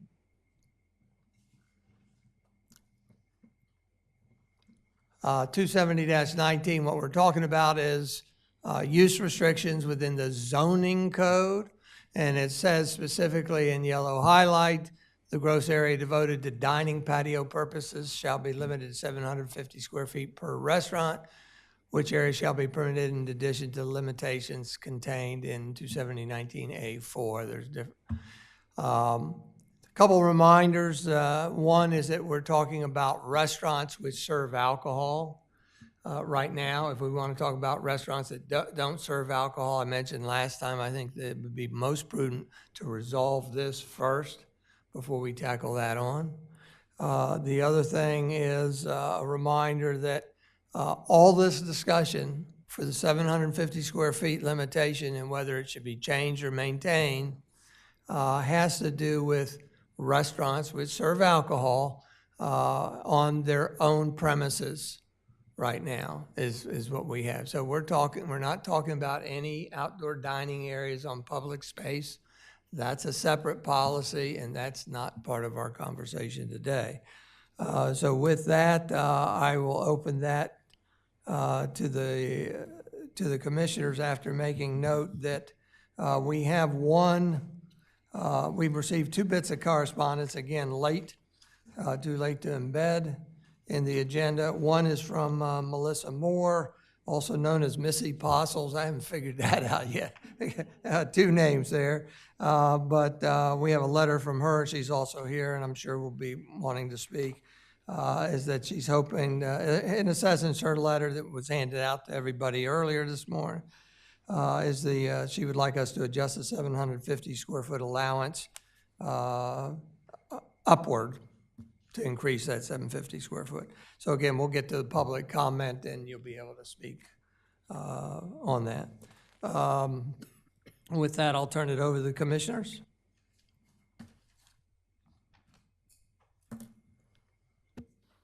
Mayor, Commissioner Legree. I've been wrestling with this all week, and at the inappropriateness of this darn COVID pandemic has even finally changed my way of thinking. My wife and I went to a restaurant, local town in here, and we were looking for a booth that wasn't near anybody else. And this is, for me, that's unacceptable to do that. It's like betraying, going against all my principles, because I've tried not to allow myself to do that during these years of the pandemic. We've tried to act like everything was normal, and if we had our shots and followed all the rules and regulations, we'd be okay, and we were. Only now it's changing. This whole thing is changing, and I believe that everybody who eats inside is probably thinking about how close they sit to somebody. And I think the same thing goes for outside. And I think since we cannot determine why we arrived at that 750 square feet, except that, as you said, if you take 12-foot space for each diner and you multiply 60, that's about what you get. Well, I'd like to put about a half a foot on each side of each person. Instead of making it 4 feet by 3 feet, I'd like to make it 6 inches extended on each side, so that would be 5 feet by 4 feet. And when you do the calculation, that comes out to about 1,200 square feet. And by the time you get your periphery wall and everything around and your planters and everything, I'd like to recommend, and I've never thought I'd do this, I'd like to recommend that if we have to keep the square footage, we bump it up to 1,250. And I'll be able to talk about that or defend it or anything. Thank you, Mayor.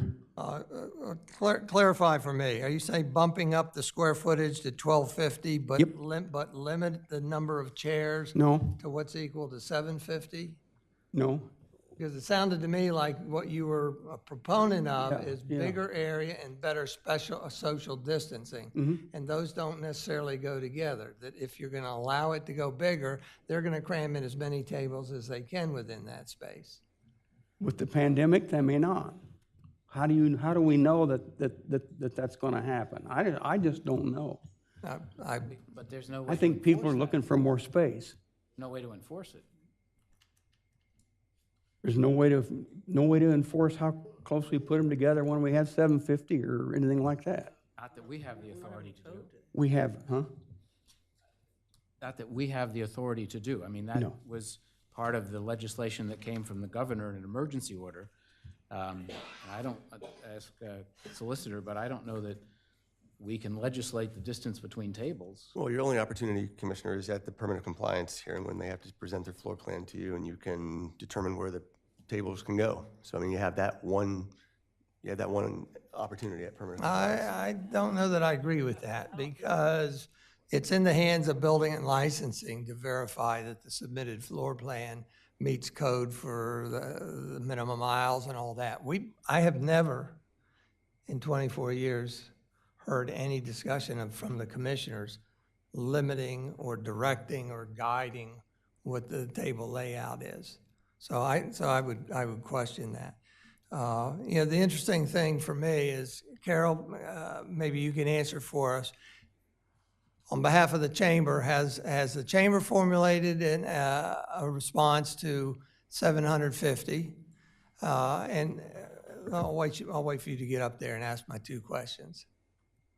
Sorry to put you on the spot. Has the chamber formulated any opinion on the 750 outdoor dining on private premises? There's been no survey on that, but as was discussed before, if the restaurants had the opportunity to increase, I'm sure the survey would come back that they would want to increase the size for a number of reasons, part of it being health and part of it being business. More customers, better business. So we certainly would support increasing it. Yeah. Well, I'm having a hard time with that because one of the things that, Jay, you mentioned the last time is you would like to hear from the businesses. How many businesses have we heard from? We've heard from Egg in this letter that we just got. In the last meeting, we heard from Chip Hearn on behalf of someplace else that wants more square footage. But they have a unique situation that nobody else does. And so he's doing it for themselves, not for everybody. But I haven't heard widespread desire for this from anybody. And of course you can say, well, if you throw it out there to do it, then maybe others will take up on it. I don't know that that's true, because not every restaurant can have outdoor dining.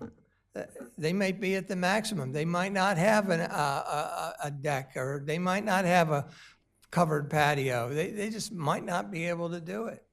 You know, the one over next to South Moon Under, they're at their max. There's nowhere they can go to expand. So I would not expect to hear from them that they want more outdoor dining space, because it's not a possibility. So I'm a little flummoxed at some of this. Well, if you recall, Joe Manjo said we need to be flexible. If you recall, Megan said she'd like to have 1,200 square feet. She just doesn't have the money to do it right now. In fact, we haven't had any restaurant person talk to us who didn't want more space. Now, if I'm in the restaurant business, that's what I'd want too. But just because they're in the restaurant business doesn't mean they're going to stand in front of us and lie about it. I don't understand your logic on we haven't had anybody say that they wanted to do that. I had a conversation on Saturday night, I guess, with Raghu Kumar, who owns the Indigo. He said he'd kill to have a space he could, and he wanted to know when we were going to shut the Horseshoe down, because he would like to move out there with outdoor dining. He said outdoor dining is great.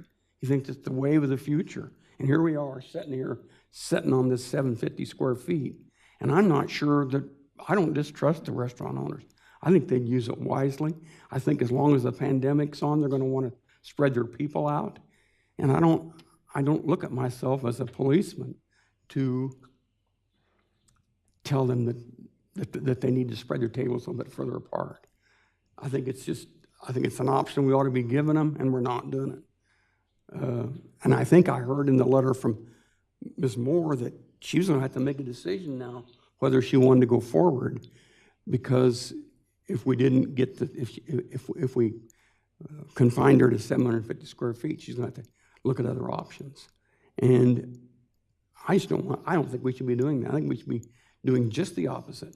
And that's why I'm suggesting that we raise the limit. I think we should raise the limit to, if you don't want to go to 1,250, maybe 1,200. That's 20 square feet for 60 people. But I think we're making a mistake by holding them down. Thank you, Mayor. Thank you. We'll go to the rest of the commissioners. Thank you, Carol. We'll go to the rest of the commissioners. We'll go to the members of the public. Commissioner Sharp. Just a couple of observations. I spent some time going back to our July 5th meeting and listening to every single word that we talked about. That's a great pleasure if anybody else wants to do that. And on this particular topic, we spent a lot of time wondering, and these are just observations, wondering where the 750 came from. And it occurred to me as I was listening to it that we honestly do not have a proposal to react to. All we have is the 750, and we question where it came from. So when I listened to Commissioner Legree put out any other number, 1,000 square feet, 1,250 square feet, I can envision 4 years from now somebody saying, where'd the 1,250 come from?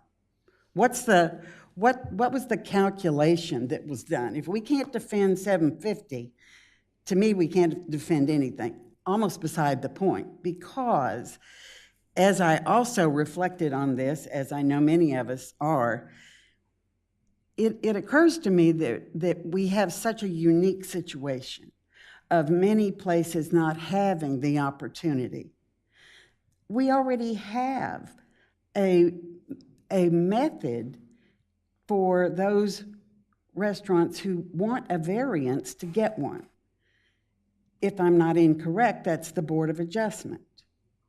So I'm not convinced that we should be looking for a manipulation of the code as opposed to encouraging folks, if you want to do something and you're ready to do it, a variance to me would be the way to go about it. We also had some unanswered questions from last time, including, I was surprised to see it on the agenda because, Mayor, the last thing you said, quote unquote, that it would be on the next workshop in August unless you changed your mind, which obviously you did. And I laughed and I was like, he changed his mind, but I didn't understand why. But we had some unanswered questions, and you've already touched on one of them. Did we ask the restaurants, which was very important to Commissioner Legree? I believe Main Street was going to be followed up with on the issues of, we currently have, in our discussion last time, repeat offenders for noise. And we had a little discussion about how that could ruin things for everyone. And yes, that would be a terrible thing for a few people to put a damper on our thinking process. And the last one was, it goes to Commissioner Legree's, where Carol Everhart very nicely said she would be happy to do a survey on the 750 square feet. I'm just unsure, what would you ask and how would you ask it? So just some observations that, to me, we already have a pathway for individuals who want to exceed what's currently in the code. Yes, we do. However, I believe the cleaner process, especially to accomplish what the commissioners want, is to codify it, rather than leaving it up to the Board of Adjustment to analyze each one and do that. Now, the good thing with going for a variance is it does include a public hearing, so there are some good to it, but I would prefer to have something codified. But it is codified. No, but I mean, if we want to change the 750, I've said it, I think the meeting number one, I don't know if I repeated it last time, that I was likely be amenable to go to 900 feet. And you know what, 900 feet translate, if 750 square feet translates into 60 tables based upon coho's permanent compliance, the extra 150 square feet translates into another 12 seats or something. That's all I would be willing to do to expand this if we were to decide to expand it because of the reasons I articulated before. As it gets bigger, the din gets more, the noise gets more, and I think it should be in small steps. So I'm definitely not in favor of 1250 or as it was mentioned 2 meetings ago, unlimited. Can I ask a question? To me, I'm just wondering what the fear is. I mean, we're probably talking about less than 10 restaurants. I didn't know we had that much open space in town, that we're going to have all of these huge outdoor dining places. And so, to me, I just don't understand what the fear is. If somebody's noisy, then we should handle that. But to just say arbitrarily that this 750 is a 750, and perhaps Commissioner Sharp is right, maybe they go to the Board of Adjustment, but it seems to me we're talking about maybe 10 restaurants or less. Is that true? I would think so. I mean, it's not like all of a sudden everybody's going to go outside. That would be a guesstimate. Yeah. You know, I mean, so what's the fear? And if somebody can convince me as to what this, why is there a fear for the 750? In my mind, it's not a fear. It's more. It's almost more of an equity situation, that because there are so few restaurants that most of them don't even have the ability to expand beyond 750. Right. The few that do have completely different facts about their case, which to me suggests that the variance route is, and I'm surprised and to hear you say, Mayor, that you want to codify it, because first of all, it's already codified, and secondly, that you don't want people going to the board. They have that right. It doesn't matter what we want. Everyone has that right. And I wouldn't want to take that right away, but I thought that was what it was for unique situations, and it seems like the 10 or maybe even fewer that would have a possibility of going beyond 750, each of those is unique in their own way. That's my issue. is that we're giving something to those that have a unique situation, and then there's everybody else who can't. And But that's the same issue we have with the outdoor dining Right. in general, right? On public, private, right? So there's some that can do it, some that can't, right? yeah. Now, I will say this, I think, and I know that you all haven't finished talking yet about, you're gonna bring it up again in the fall about the public space outdoor dining, right? That's coming back to finalize. You know, I'd probably be in favor of not counting the public space toward the 750. And it doesn't now. Well, it doesn't now, but that's not permanent, right? That's a temporary arrangement. So I would be perfectly in favor of that, and I won't be here when you all finalize that, but I'm just saying my opinion about it is that because that's finite also. But I think it's worth adding that on. So that's my 2 cents. What I got out of the last meeting, trying to come with a rationale on why the 750 was put in, and I can't recall if it was perhaps Carol mentioned that her belief was it was one restaurant that was a bad actor, and instead of dealing with that one restaurant, that 750 was put into place. So how fair is that? I think the number's arbitrary. I see no rationale why it's there. If someone has the outdoor space to expand, the people that live here, the people that visit here want to eat outside. I have a desire to eat outside. I don't know why we wouldn't expand that number. So just, can you go one step further? What makes any other number rational? If the 750 is not a rational number, Yeah. what makes any other number rational? Help me with that. I personally wouldn't put a number in it. If I see where you- they've got, Make it unlimited. why would someone choose to have as much? Why would someone choose to have outdoor space over indoor space that can be used year-round? My understanding is before 1991 or 96, whenever this was put in, it was unlimited.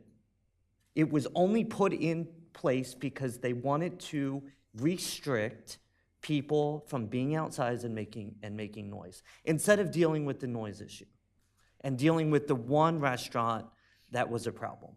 I think it's a That's little, the first I heard of that one. well, I think it's a lot more complicated than that. It was a scale issue, and it was a city growth issue. It wasn't just, you know, I mean, sure, it might have been unlimited when there were 20 people in town, but there were starting to be a lot more then.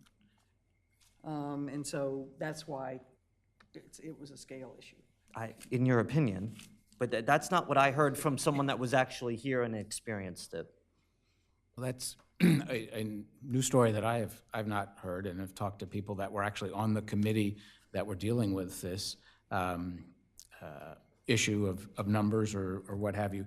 But, you know, I look back to, I don't think there's a fear in this. I think that this is a responsibility that we have for the health, safety, and welfare of the community. I mean, well, then if we use the same logic, it's like, well, why do we have setbacks? Why do we have height limitations? Why do we have speed limits? Because there have got to be standards set and adhered to in that regards.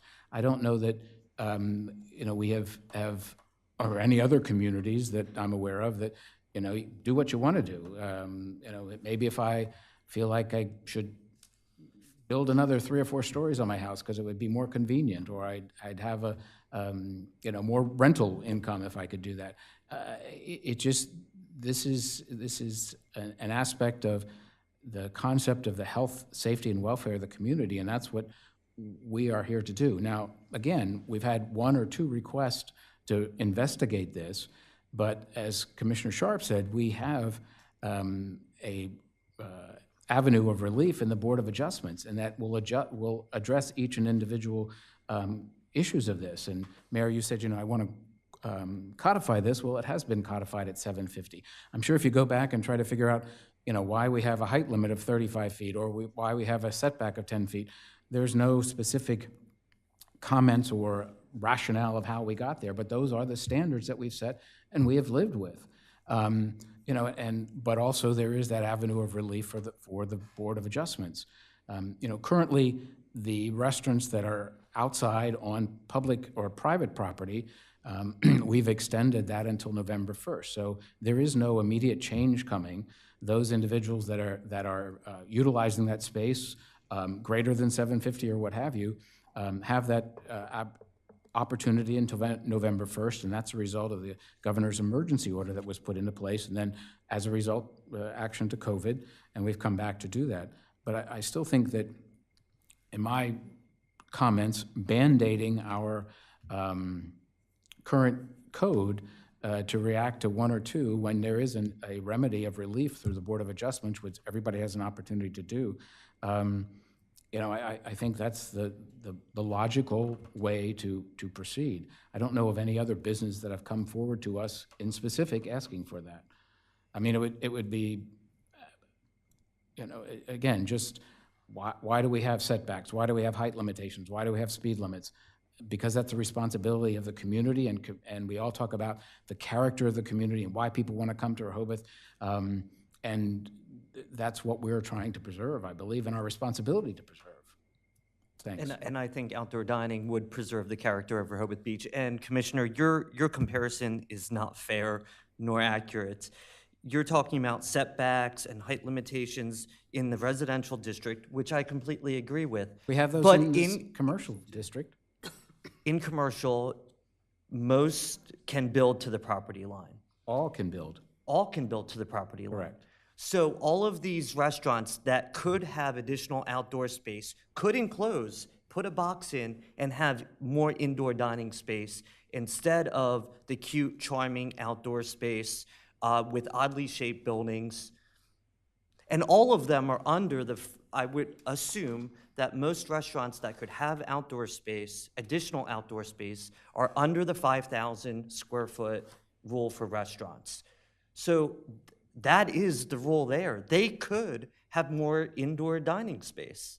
They don't, the current rule is not the 5,000. They have to have 2,500 square feet of permanent dining space. So they could go beyond that. Yeah, the size of restaurants is unlimited now, Yeah. except for seated dining area and patio area. So 5,000 is with parking then? There's no parking It's requirements 10,000 for it's restaurants. If parking is if it's over 10,000. 10,000. No parking requirement. But my point is, they could build more indoor space on their property. So why not allow them to have Only up to outdoor 2,500 space? square feet.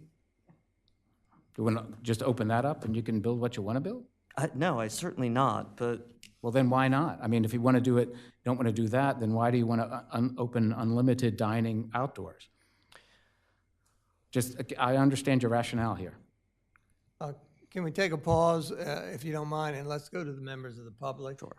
And give us a few minutes to think about this. Is there any members of the public that would like to speak on this topic? Remember, this topic is specific to size limitations, currently set at 750 square feet. We're not doing item B yet.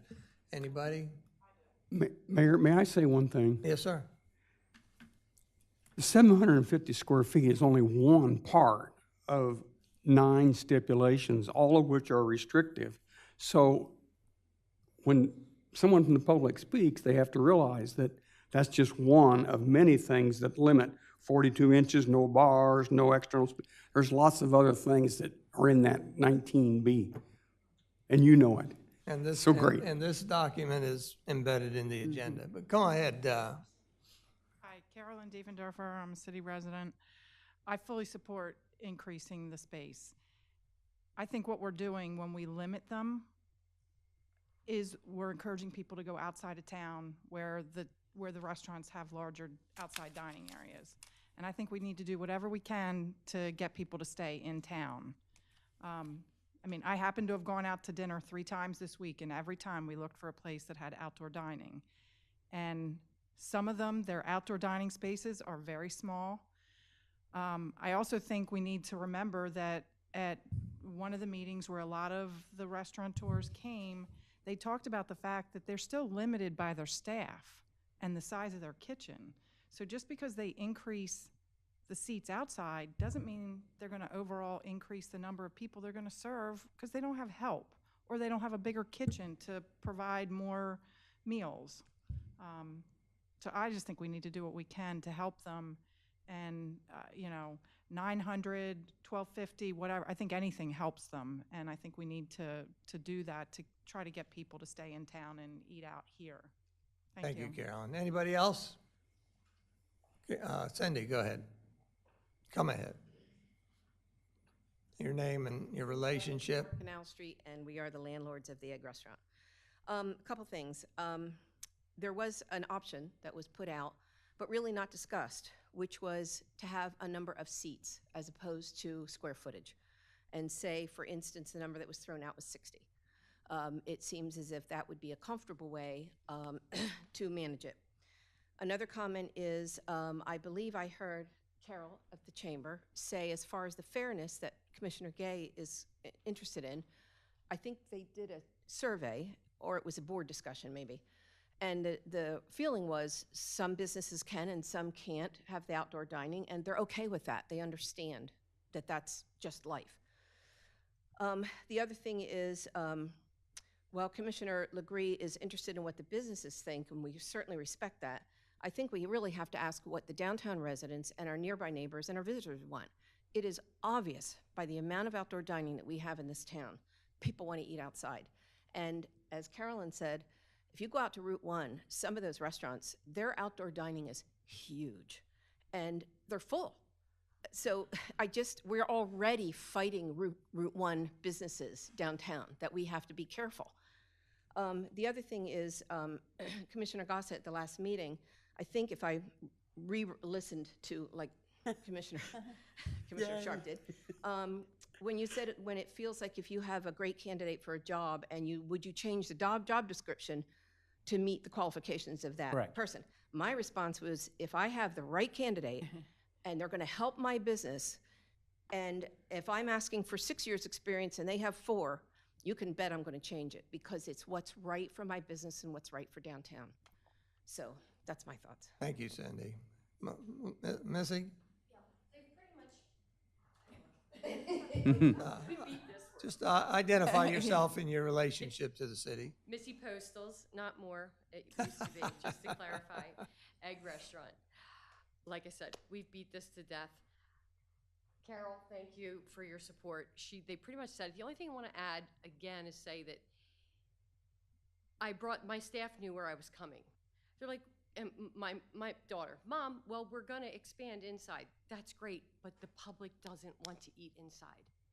It's so much easier for us to serve inside, to walk out that kitchen door instead of climbing through a window or running around the sidewalk, what we're doing now, and then we're gonna have to put a door in. It's a lot of work. I would actually wish we didn't have this to do. The pandemic created such a monster for all of us. You know, I had a parking lot. Now I don't have a parking lot. I have what the public wants. And I tell my staff, this is business. This is what the public wants. It's not just more money in my pocket because we will have the expanded dining room next year. We probably will close the expanded indoor dining if we have the outdoor dining because that is what the public wants. So. Thank you. Carol Everhart?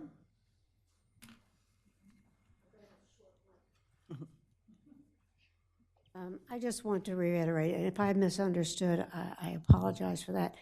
I thought this was going to be discussed at a workshop. I did not do the survey yet, but I am 100% willing to make that survey happen if it helps. And the only other thing I'd add to what's been said is, just like before, one size isn't going to fit all, but there are businesses in this town that would greatly benefit if this could be expanded. And I'll leave it at that. Thank you, Carol. I'm having a little change of thought, I guess. I don't think there's going to be agreement up here tonight. I don't know that anybody's going to agree with my 900 square feet going up there incremental. Again, that was my desire to increase it and have that codified. However, I'm looking at it at a different angle now that each restaurant has its uniqueness, its unique situation within a lot, size of building, configuration of building. And that maybe it's better to just send them to the Board of Adjustment on this, and you'll see I will repeat the same thing for the next topic probably. to go in front of the Board of Adjustment, seek a variance because this is a change to the zoning code. And again, I've always emphasized that the public involvement, that if they go in front of the Board of Adjustment, it's conducted in front of a public hearing where they get the opportunity to speak out. And who that usually draws out typically would be people that live within 200 feet or 400 feet and have the best perspective on whether it's going to be a detriment or a benefit to the community in terms of the residential units. I'm leaning that way, which means leaving it alone and just going that course. 'Cause I definitely can't support unlimited, and I can't even support 1,250 square feet. So that is the route I would go forward. And when we get to the next topic, I'll probably just say ditto. Mayor? Commissioner Bennett. Yeah, do we know how big, since we've been talking about egg, how big is that space currently that you're using outside? Do you know what the square footage is? Or does somebody know? I'm just trying to figure out for measurement. I mean, is it over, are you using over 750? I wouldn't even know what that Coastal Egg Restaurant. Yes, it is. We didn't do a square if you took a peek out at driving up this road. We probably are 1,000 to 12, I would say. Okay. But we only have the 8 tables, which is all we want. It just gives people space. So that's. How many, eight tables. 8 tables, okay. In the old parking lot area. Right. Yes. Okay. And let me respond to, I think it was Cindy that indicated, well, nobody's mentioned the size restriction based on number of seats versus square footage. Yes, I mentioned that at the last meeting, and the desire of building and licensing was to retain limitations based on square footage, not number of seats. So we did address that. So I would like to come to conclusion of some kind. Either we're going to continue this at the August workshop meeting, or we're just going to suspend discussion of this. If Harvey was here, he'd say, well, use either 75 seats or 1,200 square feet. And that would give billing and licensing all kinds of options, and we'd satisfy Harvey, and I know you'd like black and white. But, and I think if we took a referendum of people of Rehoboth Beach, it would be overwhelming that we do everything we can to encourage outdoor dining. And that they currently, the restaurants have that opportunity to do that through the Board of Adjustments.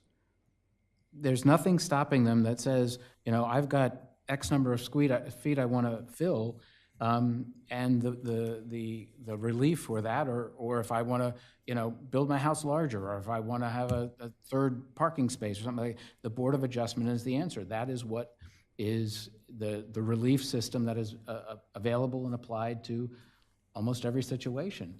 And again, if we try to go back and we've stumbled over ourselves on several times to try to. Which Board of Adjustment, which one do they qualify for? Hardship? How do they meet the quick check? That's their decision and their attorney's decision. I was going to say, does that open us up to litigation? Exactly. We're always open to litigation. But it's just another, This is terrible. I agree with the mayor. I hate to do code by variance, or what you had your first thoughts, but. Well, I listened to the last meeting. I don't watch them all, but I watched the last meeting, and both cases, they were both residential, but they both had unique situations. Right? And I think we heard Carol say that there were a lot more unique situations just waiting to spring into action out there. And that's their decision to do that.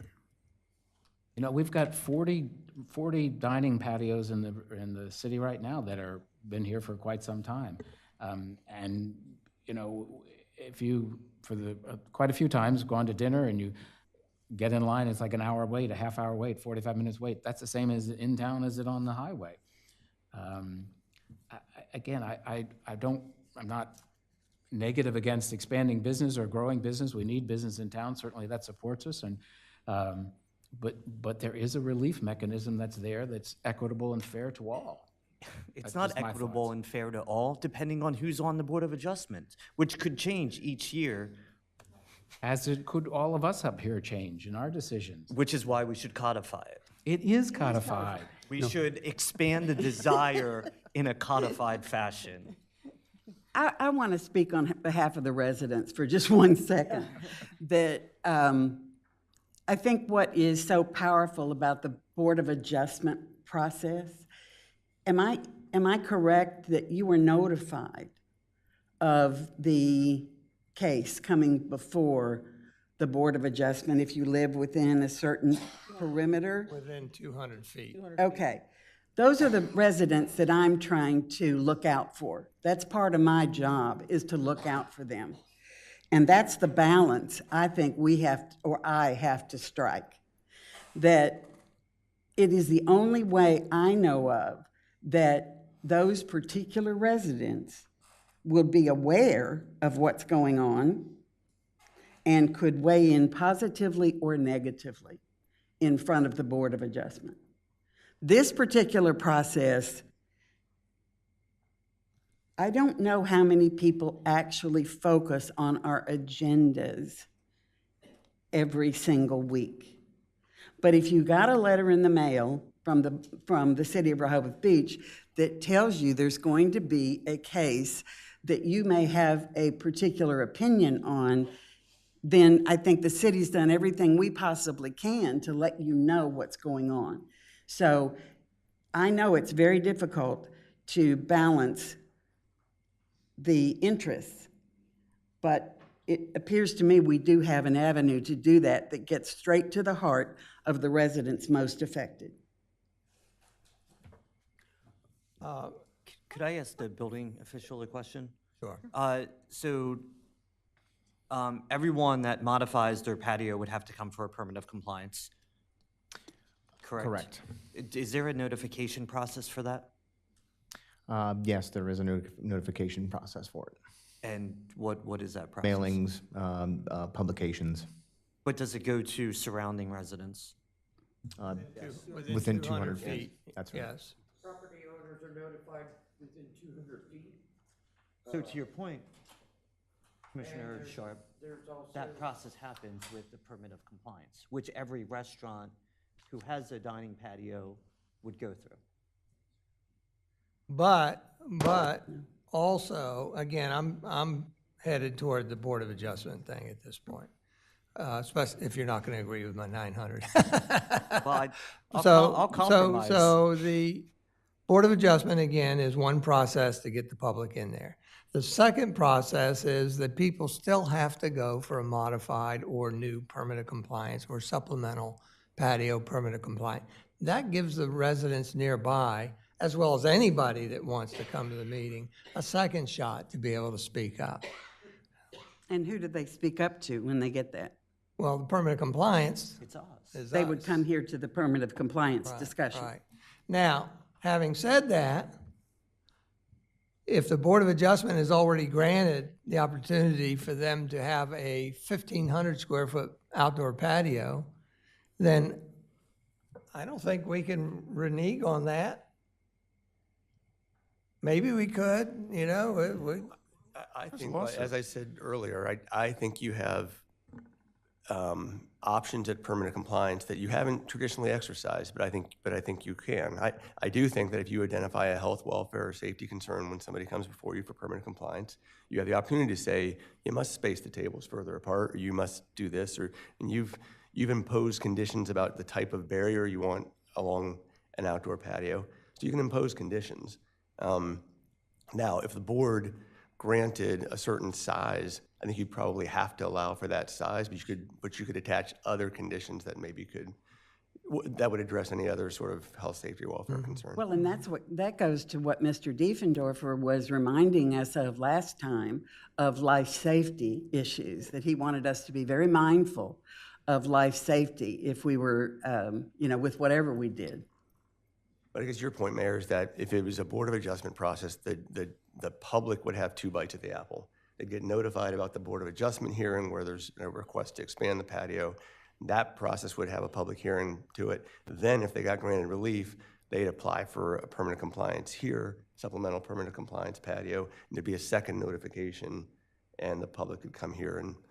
Well, there's advantage to that. Let's say that the resident goes to the Board of Adjustment and is against something, and yet the Board of Adjustment rules in favor of it. They then have a second opportunity to come in front of the Board of Commissioners for permanent compliance and re-articulate their reasons why they are opposed to it. And then we have a new set of eyes and ears up here, frankly, that could very well have a different take than the Board of Adjustment. But as the point you made earlier, we may not be able to change a square footage that the Board of Adjustment has allowed. But he indicated, but we would have the opportunity to impose certain conditions on it. And I don't know what conditions would be. Maybe you're going to be 1,500 square feet. Well, you got to close at 10 p.m. at night instead of midnight. I don't know what the condition would be. That sounds messy to no me. clue. Very messy, and leaves us more open for litigation. And when you go to the Board of Adjustments, you get to pay your $1,000, and you get to hire a lawyer, and you get to jump through hoops, and then you meet the quick check, hardship, inconvenience. I can't remember them all. That's just hassle. It's why we're. Nah, I won't say what I was going to say. That's why we're here to legislate. I think the answer is to go by those other 8 rules and increase this gross area. This is a regular voting meeting. We can vote. We have the opportunity to vote. We don't have to vote. But is there anybody in agreement with my first line of thinking that increase it to 900 square feet? Is there anybody takers on that? I am open to a discussion about 900 square feet, but I'm going to ask the same question that I've already asked. If we don't know where 750 came from, where did 900 come from? And we don't I mean, I know. realize And- it's larger, but you know. And we're not gonna know. Right. But how does staying at 750 answer the question any further? Well, you defended it brilliantly in our last meeting. And let me get my Please notes tell. of exactly what you said. And pull up the tape. Please You tell. talked about at great length, Mr. Mayor, about how. Great length. Oh, Yes, that's about how this had been working so well for our community. For me, yeah. Well, that you were very hesitant because we are yet to get our noise issues under control. And maybe, you said verbatim, maybe we can't get noise under control completely. And I thought that was a very wise way to put it. But you weren't having a lot of energy around, let's make a problem that we already have challenges with, let's make it bigger. Well, what I'm trying to ask, I'm trying to bring this to a conclusion, possibly. And what I'm trying to ascertain is, how many agree with me that a slight expansion would be acceptable? And I'm only getting 1.5, okay? So the other option would be. Well, speak up. I'm for that as well. I'm for that as as a well. compromise. 900? I think it would be a good compromise because we start to experience whether or not some of the challenges that we already have indeed are exacerbated, even in an incremental way. I mean, we're here every friggin' week if we want to talk about this until we're blue in the face. After we do an incremental change, we have many more opportunities. Mayor, would you compromise at 1,000? Well, 900 fits the 12 extra seats. So, and that's where I'm headed. Ask the other colleagues that. This is like buying a used car, isn't it? You threw the keys on the roof. Yeah, Anyone? 1,000?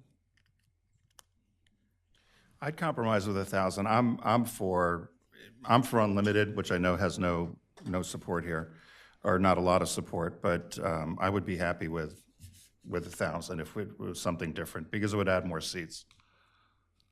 I'll compromise at 1,000. I hate to do it, but because I think it's not enough. But 20 square foot per person for 60 people is 1,200 square feet.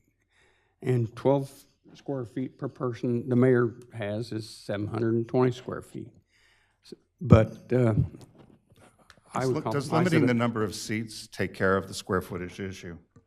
Building and licensing didn't want that. it could, but it They don't. doesn't work well with being. Yeah, but building and licensing didn't want that. Okay. So square footage is definitive. You got length times width or whatever. And was it because of enforcement that would make it difficult, or what? The number of seats? Trying to remember what you said. If you were just quantify the number of seats, you're not taking into account any access aisles provided Oh, for got the it. table That's it. service. Yep, got it. Yep, that's right. I forgot about that. Okay. Sure. Yep. If we, I don't just think a we're gonna building and licensing question also here, if we expand this to X number of square feet, how does that impact life safety issues or lavatory facilities, bathrooms, that kind of stuff? I think substantially. 50 occupants is a magic number in the building code. 49 occupants allows you to swing your door in versus out. Entrance door, I'm sorry, entrance door? Yes, to Egress? enter this, correct, yep. And also. Say that again, I didn't. The door, your entrance, egress, ingress. Correct. So at 49 occupants, I can swing my door into my establishment. At 50, I need to swing it out because of emergency egress. Also, what is triggered is different notification systems, strobe alarms, pool stations, things like that. When we speak about the patios, as we increase over 50 occupants, more of those requirements are going to come into play. So we'd have to look into the fire code, the life safety code, the plumbing code. It's going to have impacts on all of those codes. So in essence, if someone were to expand, they may have to add additional bathrooms, they may have to add additional life safety, they'd have to change their door openings, this type of thing. So that's controlled by the International Building Code? Correct, and the fire code as well. Fire code, NFPA. okay. So that's a good question. So what I'm hearing is that even if we allow expanded space, it may or may not be feasible. It may not be achievable. And so that people have to know that. And I don't know whether we should do additional research on the 1,000 square foot to see, is there a particular number that it cuts off and it's not feasible? And to me, I think that that's too much. If we just. Well, yeah, I just don't want to go forward that we come up with a magic number of 1,000 and then somebody apply for it and then building and licensing come back and says, well, you have to do X, Y, and Z to do this. And it's like, well, that's not what the commissioners voted on, but they're just different levels. So I'm just trying to get that information out there, but that they it's not just a quick flip of it. But they undergo that now. You said 50 seats, and right now we've got, based on, again, on Coho, one example, I can give you a second one, but over them, 740 square feet is 60 seats. So right there, that exceeds the 50. So what that means is they have extra criteria. So whether it's 60 seats or 72 or 70, whatever 1,000 does, 74 seats, they still got to meet certain criteria, and they may, depending on their building configuration and land configuration and open space configuration, they may or may not be able to do this. So does that trigger an expanded restroom? Is that what you're saying? I'm recalling memory here, and I believe it's 75 occupants for a certain number of fixtures. Fixtures count as toilets, urinals, hand lavatories. As that number increases, as your load increases on the building, you need to supply additional fixtures for those additional occupants. But is it that easy? Let me use the example of Coho's. 60 seats outdoors.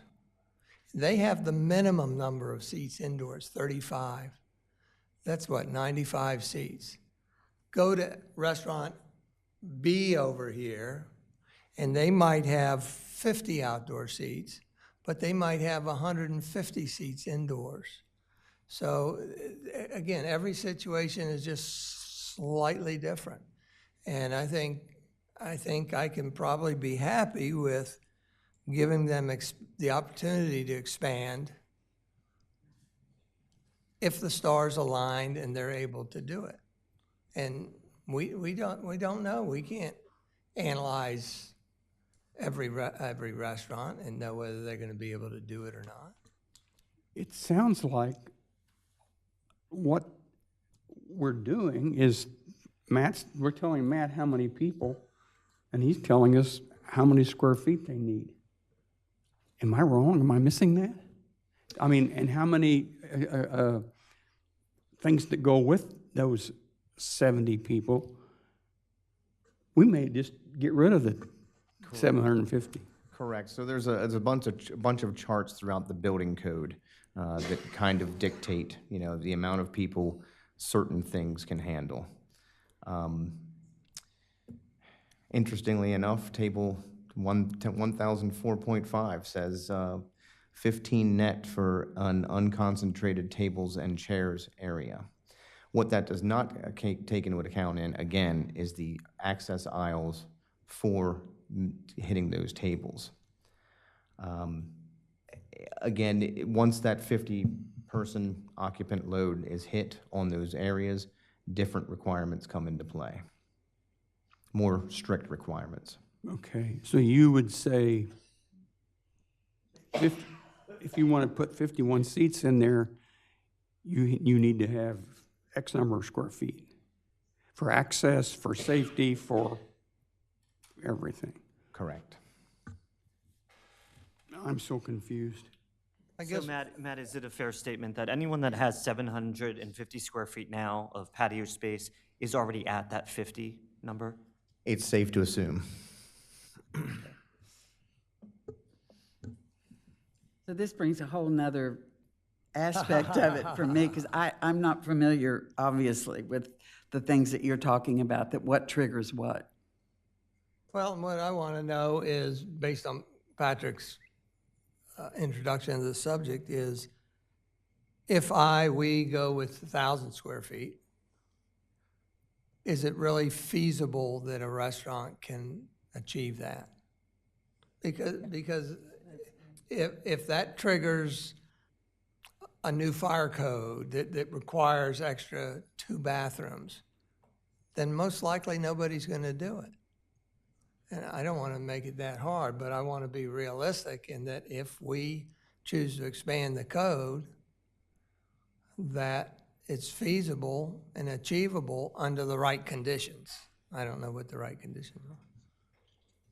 And Mr. Mayor, if you will, sorry, Commissioner, remember that we have new applications coming in for restaurants, for hotels, and things of that nature that are going to take advantage of, more than likely going to take advantage of those outdoor spaces. Yeah. Mayor, can we hear from the public again, since we have at least one business owner that could weigh in on the topic? Sure. Just re-identify yourself, Missy. And by the way, your email says Melissa Moore on it. That's why the confusion. I guess I'm confused. Missy Postal's Egg Restaurant, 510 Rehoboth Avenue. I believe it is feasible. It is for me, because I did look into this prior to this headache. Because I am expanding, I'll be adding a bathroom, but doing the numbers, I think I believe we fall, even if without an additional bathroom, it is still feasible with our numbers, because we're only at like 58 seats currently with our indoor and the front patio, and then we'd be adding 32 outside, so I think we're in good shape, and I believe it's not as difficult as you might want to make it. We restaurateurs are used to going through this, so I wouldn't even go through this without knowing that I could do this pretty easily. So thank you. Thank you. I have to take a quick break. Keep this conversation going, but don't resolve it till I get back. Somebody make a motion. Should we vote? I don't think we should. Call for vote? As Missy said, we don't need to overcomplicate it. It's a business's problem to adhere to the building code. I think all we should be worried about here is if there is a desire from our businesses, from our visitors, from our residents to eat outdoors, let's give them the opportunity to expand if they can. And not everyone can.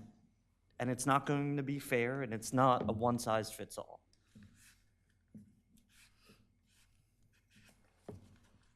And I feel like I'm going in circles because isn't the remedy for that the Board of Adjustment? I can't get out of that loop. My concern with the Board of Adjustment is, in my short time involved, it seems Board of Adjustment is the first step to litigation. That's, so I just think we create a messy situation. There have been others, not that weren't related to the Board of Adjustment. Yeah, Related to us or but related I to think planning. if the Board of Adjustment in that scenario we had, they come and they say it's going to be 1,500 square feet, we think 1,500 is too much, they already got approval, then we have, well, here's the reasoning, and then automatically then we're fighting one another, rather than just having a definitive number. So I understand the Board of Adjustment process, it just seems anytime I've seen anything recently go up in front of them, we end up in some sort of litigation. City Solicitor, could you weigh in? Yeah, I'd be happy to. So one thing you should keep in mind as far as the Board of Adjustment goes is that the Board of Adjustment is supposed to start with the presumption that you all have made a good decision for the city with whatever number you've set, whether it be a setback or a size of a patio. So they're going to start with that presumption. And the person who comes in asking for relief from it or to vary it, they have to meet a rigorous test, the quick check test you talked about. But he starts with the presumption that you all already got it right. So you're saying to the Board of Adjustment 750 is the right number.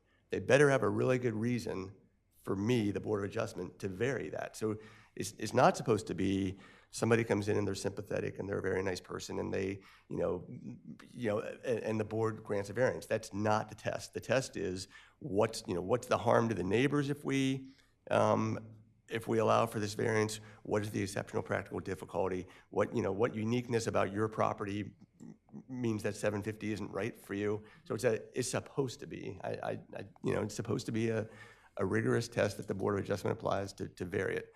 So I guess what I would say is that, if you leave it at 750, you're saying that you've decided as a body that 750, for whatever reason it is the right number you believe. So Board of Adjustment, don't vary this unless they meet this rigorous test. Well, we could even change this to 900 or something, and they could still go for a variance request. But that's where I thought, that's what I was trying to articulate it earlier. For me, the importance of codifying this, so that if they chose to go to the Board of Adjustment, they have a foundation, the Board of Adjustment does, that they're working from. And that is that the 900 is the target figure that the commissioners have recently adopted. And so The last two cases of the Board of Adjustment, granted they were residential, got approved because they were unique situations. So yeah, they had to meet the test, but they were able to do it because of their unique shape of the lot or existence of the current house or whatever. So it's not as though, I'd have to look back to see, how many get turned down versus those that apply, but it seems like a lot of them do get the variance. Well, look, 900 feet, it gives them an extra 12 seats. If we want to pass this, I would suggest that that's under consideration. Well, Mayor, Commissioner Bennett, Legree, and myself are all comfortable with 1,000, compromising with 1,000. So you would be the deciding vote here. One, two, Tony, have you made a decision? I'm still troubled by, I guess it's my own ignorance of what else, and Matt, maybe you could help me, what else would 900 or 1,000 square feet trigger? I'm hearing that we have all those things in place right now for 750, and it's a very routine knowledge that business owners are familiar with. So maybe I shouldn't be concerned about that. Sorry. Ed, you said you had agreement with almost a majority. I think Commissioner Bennett, myself, and Legree are all in favor of 1,000. That's 3. Right. And For you need 1,000? 2 more for majority. No, we need one more. One more. One more. We just need you, Mayor. We just need you. Jay, Ed, Tim Bennett. Patrick will let me that's twist his 3. arm. Yeah, so we need 4 for a majority. Oh, this isn't the planning commission. No, it My isn't. members, is it? Mayor, Okay. you're on the hot spot. Hello? Can't You're on abstain. the hot spot. You know, I would, I'm on the fence. I could easily see that, a compromise is a good thing. But I wouldn't want to vote on it today. You won't be able to. There's still a public hearing. All you're considering today is, do you want to move forward with this, and what number, if you're moving forward, what number would go into the ordinance that I'll put together? That'll be subject to a public hearing. I see, yep. Yeah. We still have to vote to Okay, have a public okay, hearing and okay, then have a okay, public okay. hearing. Opportunity this is good. today would be to vote to suspend discussion. We're done with it. We're tired with it. That's it. Or to either vote or come to consensus that we would have a proposal drafted for the August workshop meeting to then, and then the August regular meeting, consider a resolution to set a date for a public hearing. So there's still this process, because remember, it's a zoning thing. So no, we would not be voting today. And the public would get more chance to speak up, and we have more time to think about it. But I think at least designating a path forward at this point would be very helpful. And that's been the goal all along. So I can be in the affirmative on that. I'm willing to go to 1,000, unless you want to go to 950. 975 and it's done. So But it sounds like there's consensus to go with 1,000 then. That's the same basis we used to come up with the 750. Well, I'm not going to say that again because I'm a broken record up here. What is the defense of 1,000? I'm going to assume that at the August workshop, we could have a very lively conversation of why that 1,000 square feet makes really good sense. It represents the desire to have more outdoor seating. That is, I was going to say something that I can't say on tape. It's the same deal with the same deal with the 750. Don't play that game. you're fine with moving forward with 1,000?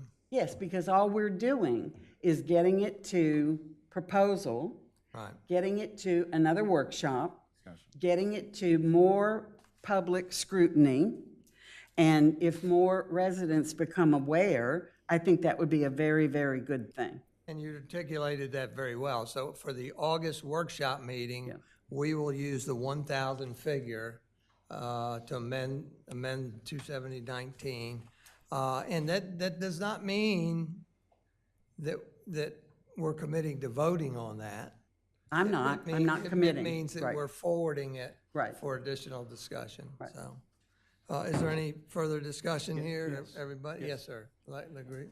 I would like to hear from billing and licensing, what we do if we say 1,000. I still think that's too low.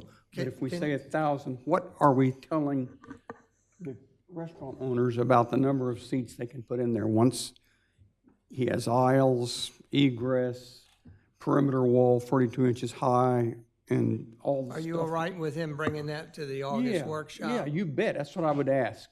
Right, because we have to defend, to Commissioner Sharp's point, we have to defend 750 or 1,000 because we all have the same question. Why 750? Why 1,000? Why 5,000? You know, it'd be, so I think we do have to defend the 1,000 if we go that way. Yeah, and Or I have think reasoning beyond it. Yeah, and I think I can see us talking numbers of seats and mixed in there.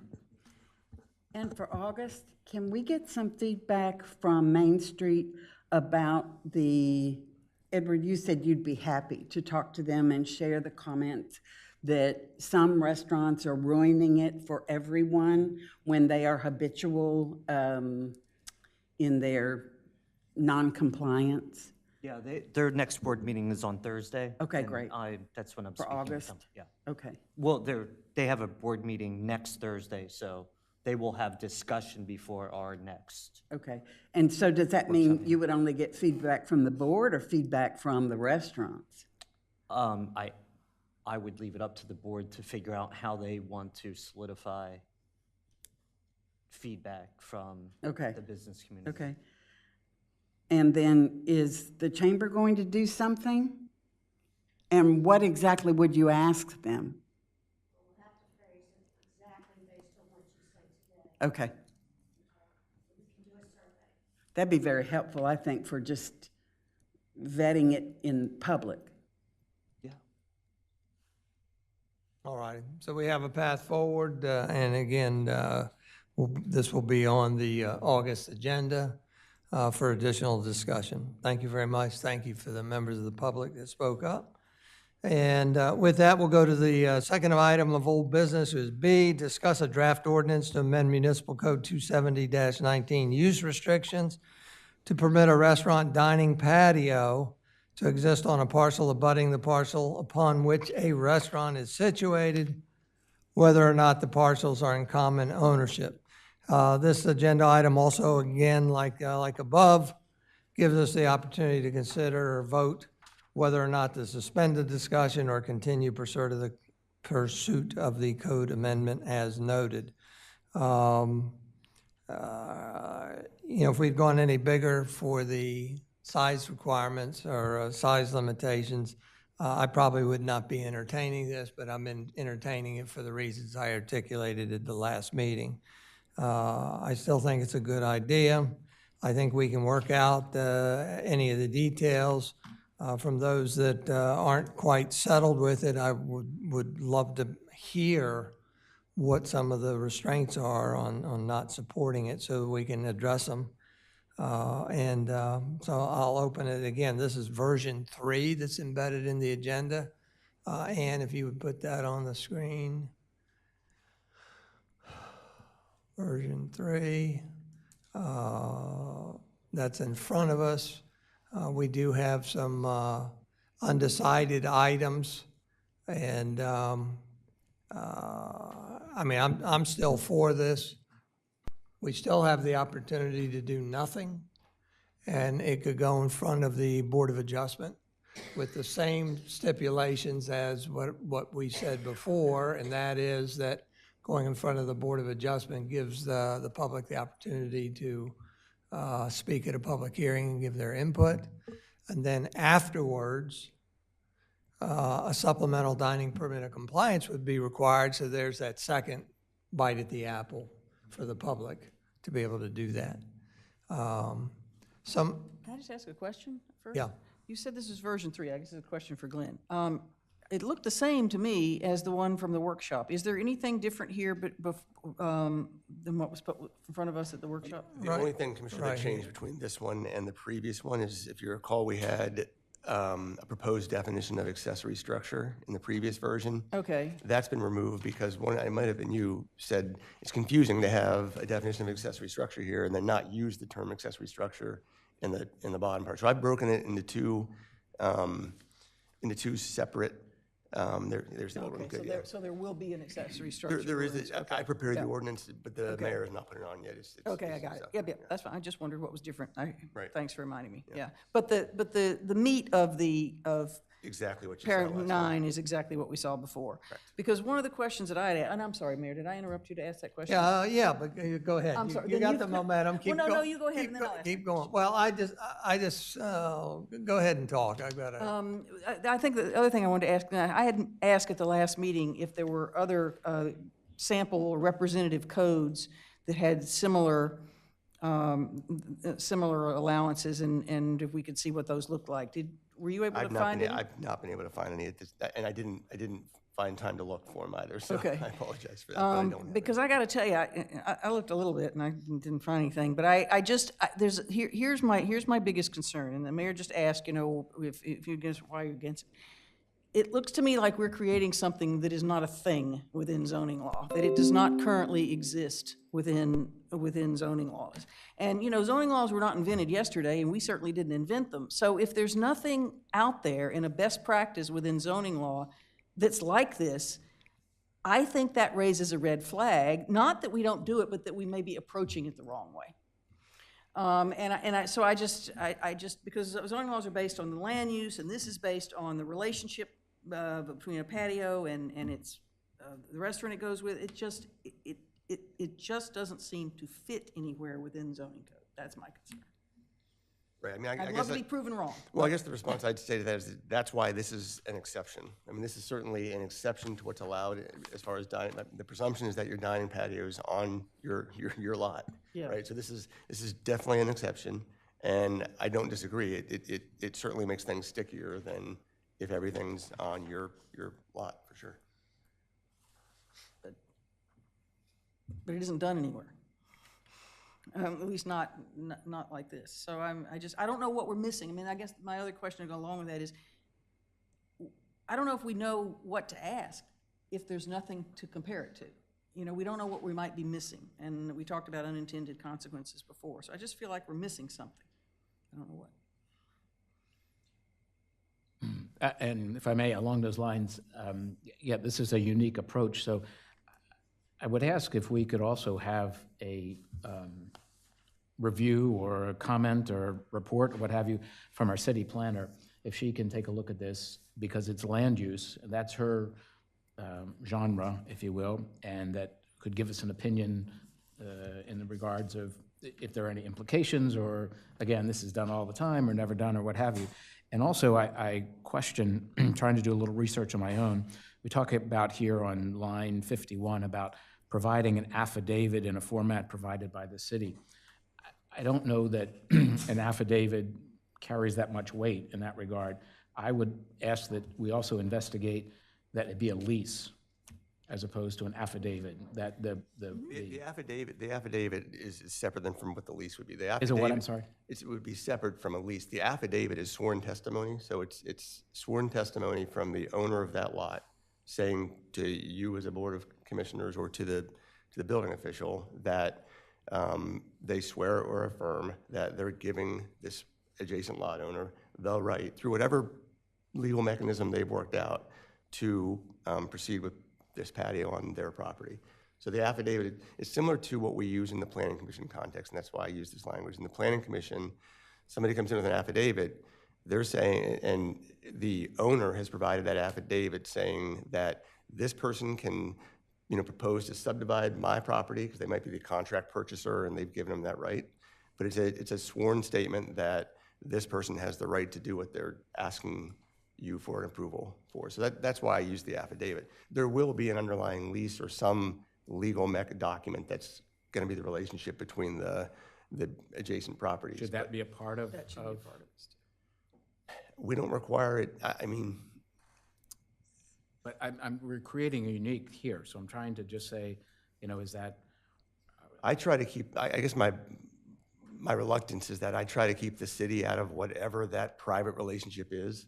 We don't want to be a third party to that relationship. Right. We just want some form of proof that says if we're going to invest if you are all going to invest all this time, and the building official is going to invest time in reviewing these plans and deciding whether it's compliant or not, we want some assurances that, you know, we're not investing this time to approve something that the landowner hasn't allowed for, and that's what the affidavit's supposed to accomplish. And that affidavit can be representative in LLC or something of that nature. I mean, it's the property owner, whether it's in a corporation or an LLC or an individual. Well, the person signing it will represent that they have the legal authority to sign. So whether the property is owned by an LLC or owned individually, you know, if it's an LLC, they're going to sign as an authorized representative. Got it. Okay. Thank you. Look, the way I look at this is I favor it. I've said that before. And I believe that if a majority of us favor it, then we should seek the amendments to the code to accomplish this. And that's what I'm asking to do today. Now, there are some fill in the blanks there before we go to your response to me. And that's up on the TV there. One is that I don't believe we talked about these at the last meeting. Line 54, a dining patio on an abutting parcel shall be located within X feet of the restaurant. Do you have a genesis of that? Is that? Yep, let me remind you about something, because the current, if I have it here now, there's a definition of patio in the ordinance, in the code already. And my recollection is that that definition requires the patio to be adjacent. See if I can find it. Adjacent or abutting? Could be abutting. Let me just see if I can find it. Thought I had it here.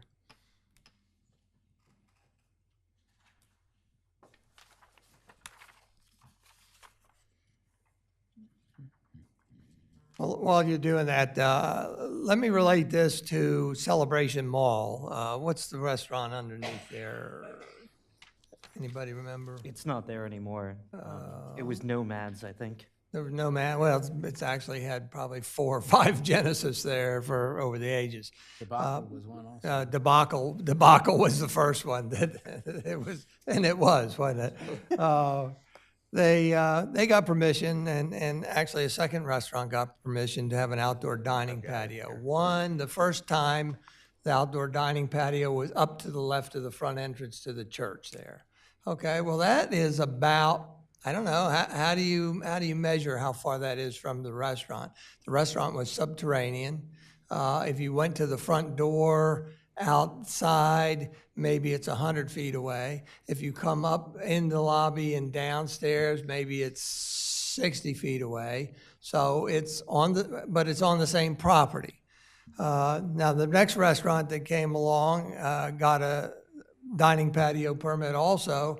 Theirs was at ground level, abutting the sidewalk, directly centered in that plaza space there.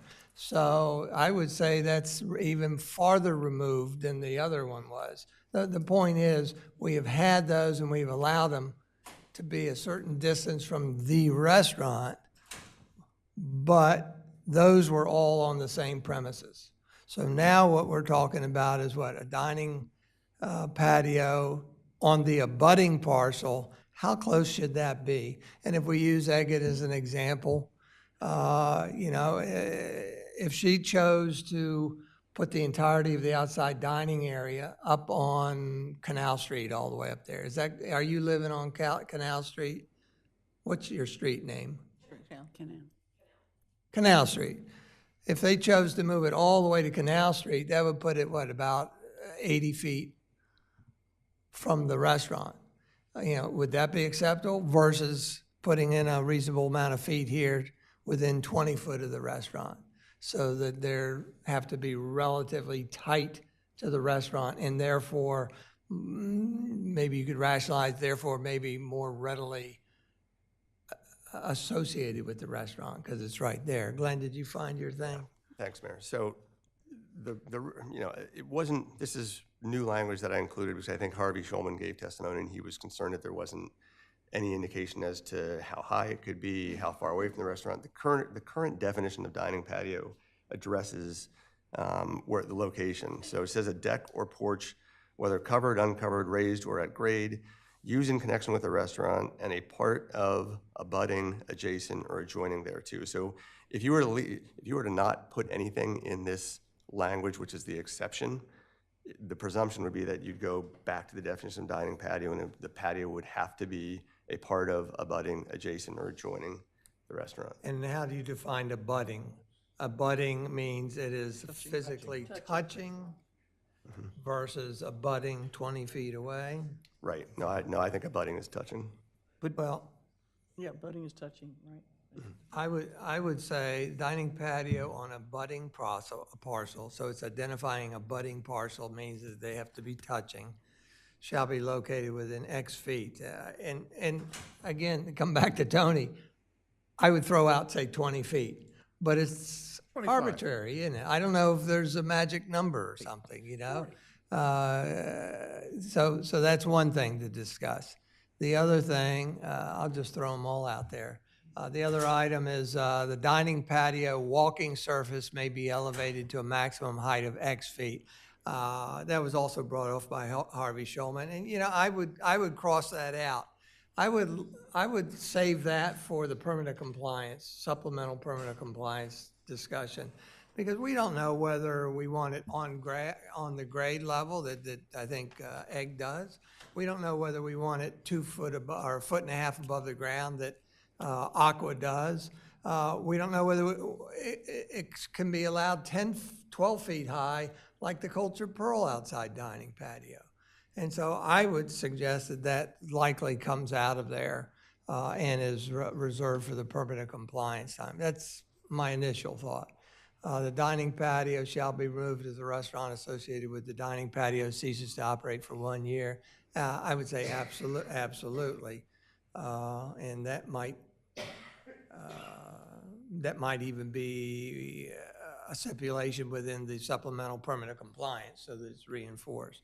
So those, anyhow, we did not address these last time.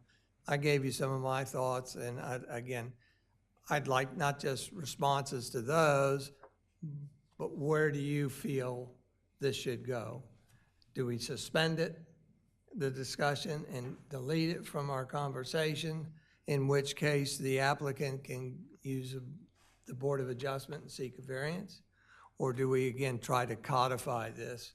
In my mind, codifying it makes it a lot easier for the applicant, and that's where I'm headed. Mayor, can I ask a question of the city solicitor and building inspector? In that when talking about how far away within a certain number of feet the restaurant and the dining patio has to be close to one another, no matter how far away the tables are, there has to be a walkway. Food needs to get from the kitchen to the dining patio. Does that count? I mean, that's for you as the policymakers. My presumption is that it wouldn't count, but it would be, I mean, it would have to be licensed by the ABCC. I mean, they'd have to license the area where you can walk with alcohol. But if there's not, if it's just a through way to get there, I don't know that it would. Yeah, so typically, and thank you, Commissioner, typically, access aisles, when I do a permanent compliance calculation, I don't count them as table area because there just can't be tables there. You've got to be able to access those tables to serve them.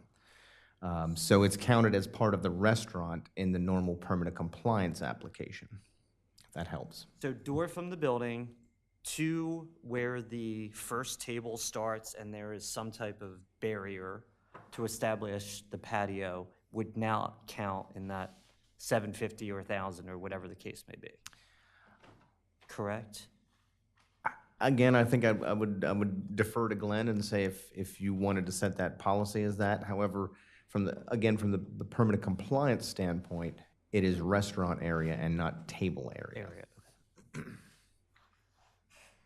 I don't know. I mean, I think since you raised it, I mean, if you get to a point where you're going to codify something, that might be something to codify. I mean, it's not a consideration currently because patios have to be adjacent, abutting the restaurant. So you don't have that aisleway that you have to worry about here. If you had some distance of separation, you know, my presumption is that it wouldn't count against the patio area simply because, you know, it's just an aisle for wait staff to get back and forth that's legalized from an alcoholist perspective.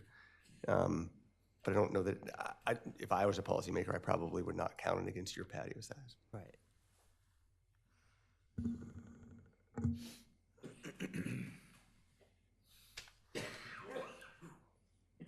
Well, Mayor, I'm in favor of moving this forward. I'm also in favor of removing the elevated portion from this, and I'm still struggling with why or how we put a number of feet from the restaurant. I would think that, could that not better be discussed on the permit of compliance? Yes and no. The thing is, when you get to the permit of compliance, they've already considered and evaluated and made a decision and are bringing a specific design forward. To then have to wait for us, I don't think is fair for the applicant. So I think we really need to articulate it. I would say, you know, if we're going to forward this, it would be the same process that we articulated before. We would bring this to the August workshop meeting. And then, because it's a zoning issue, at the August regular meeting, consider adoption of a resolution setting a date for a public hearing. So the point there is still additional time for discussion. And if you had any specific questions for the building inspector, you could bring them forward. I would pencil in, say, within 20 feet. And then as I walk around town before the August workshop meeting, I'd be kind of looking at things in light of what's a reasonable footage, 20 feet? It's 30 feet? arbitrary, but I'm fine with 20 feet. The fact of the matter is, people don't want to carry glasses and plates of food a far distance. They're going to make it as close to the building as possible. If there's no further comment up here right now, can we go to the members of the public? Let's see what they've got to say. Is there anybody in the public that wants to speak? Carolyn, identify yourself, please. Carolyn Diefendorfer, city resident. I just think you're complicating things by putting something in there and having a separate definition of dining patio. And it would seem to me the definition of dining patio covers it. If a dining patio on the property has to meet one set of criteria, I would think the dining patio on the adjacent property should still meet that criteria, that it still should be abutting adjacent or adjoining, and it could be raised or at grade. I don't know why you need to complicate it by having one definition in your new code and a separate definition that's different. I just think that muddies the water too much. All right, thank you. Anybody? Don't fix it. Anybody else? No. Back to the commissioners then. Again, I want to know whether to drop this or carry it forward to the August workshop meeting for further discussion. And carrying it forward, again, like the last topic, does not mean we're committed to carrying it through and voting on it. But what it does tell me today is we're committed to bring it forward one more time and have additional discussion on it. I vote for carrying it forward. I'm fine with carrying this one forward. Let's do it. Are we going to continue to be arbitrary, or are we going to use, is Glenn going to, I'm confused about really what. We want to get the. Well, it'd be helpful to give us some specifics. If we carry it forward, I'd like to have a written report from the city planner with their numbers. views on this. With numbers. Yes. And also, again, some more specifics, if you will, from the solicitor with regards to the aspect of a lease and/or the affidavit of why you feel the affidavit would supersede a lease, and just so that we can have that in writing, so we can justify our decisions. Well, and I would suggest that if he wants to do that in writing, that's fine. I'm not asking him, I would not want to ask him to actually come up with a form because I think it's premature. I hate spending money before we're to the point where we're in agreement with concepts. My only question about that is that why do we care what the lease says?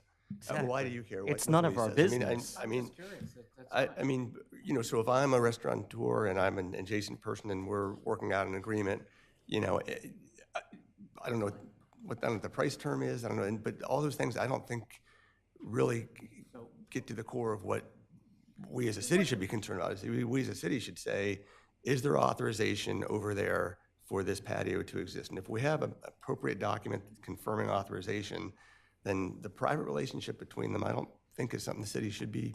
Well, I think I agree with that. What is the minimum we can do that gives us comfort that the restaurateur has indeed worked out a bona fide contract or something with the neighbor. We do that with condos, I think, Matt, when there's a condo association and one of the multiple tenants wants to do something, building and licensing also asks for a letter from the condo association or the individual condo owners saying, we are knowledgeable about this and we're in agreement. But it's minimalist, right? You're not,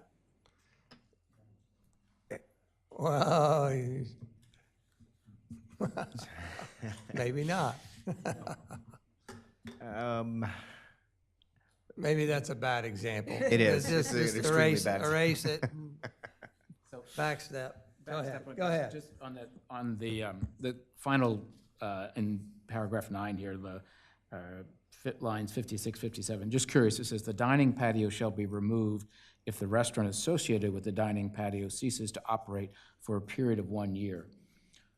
Just curious, how do we determine whose responsibility it is to remove that dining patio?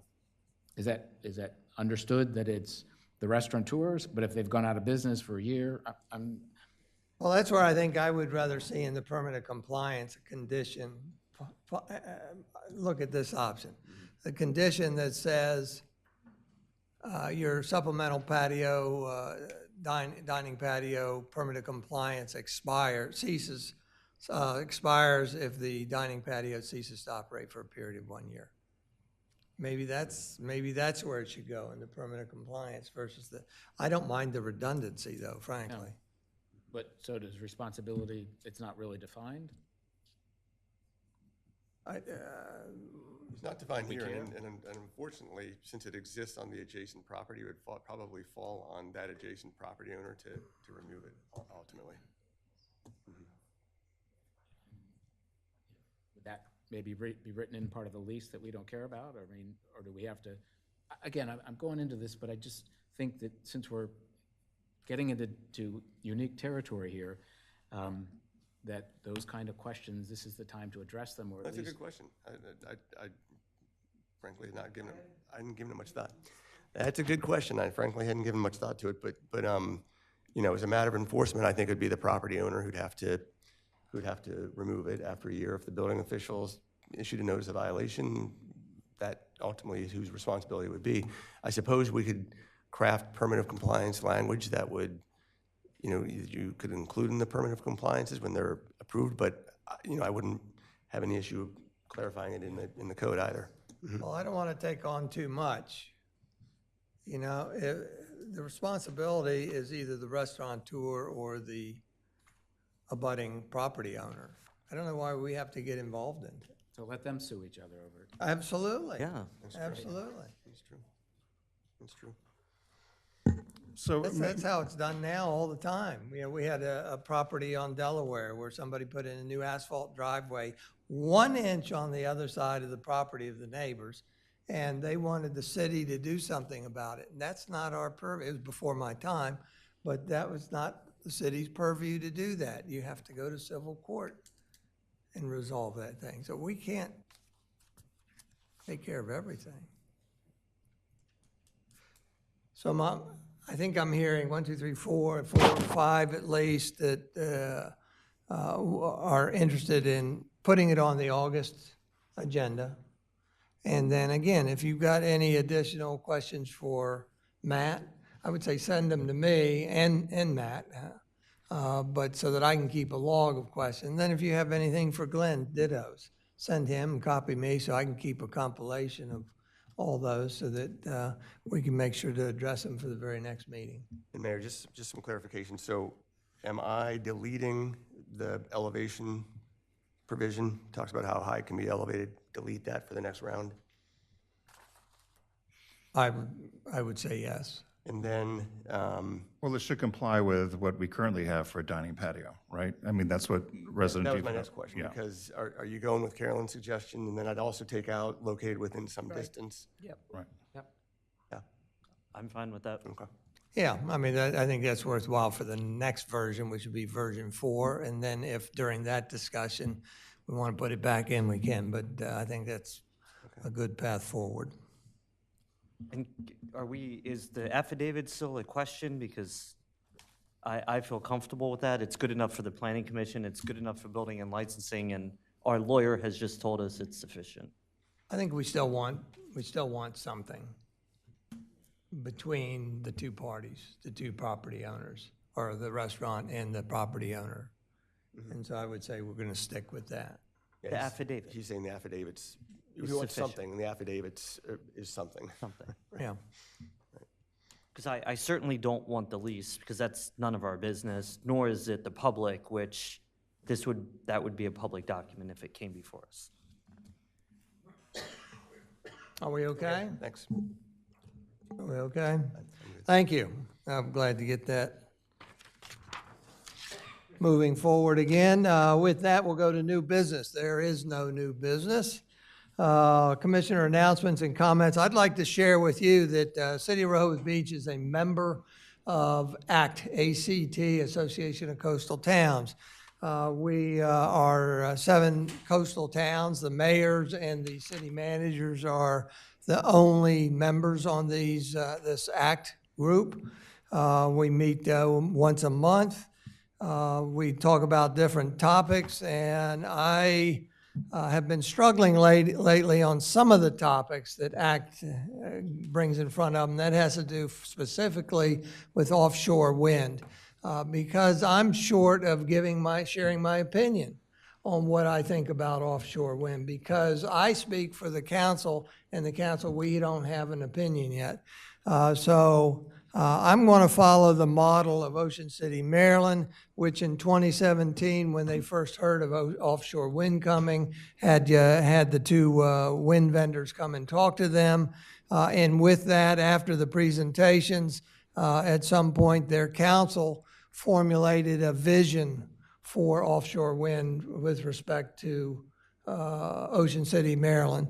And their vision basically was something like, hey, we believe in offshore wind, it's green, and it has a lot of benefits to it. However, we're also concerned about the view shed.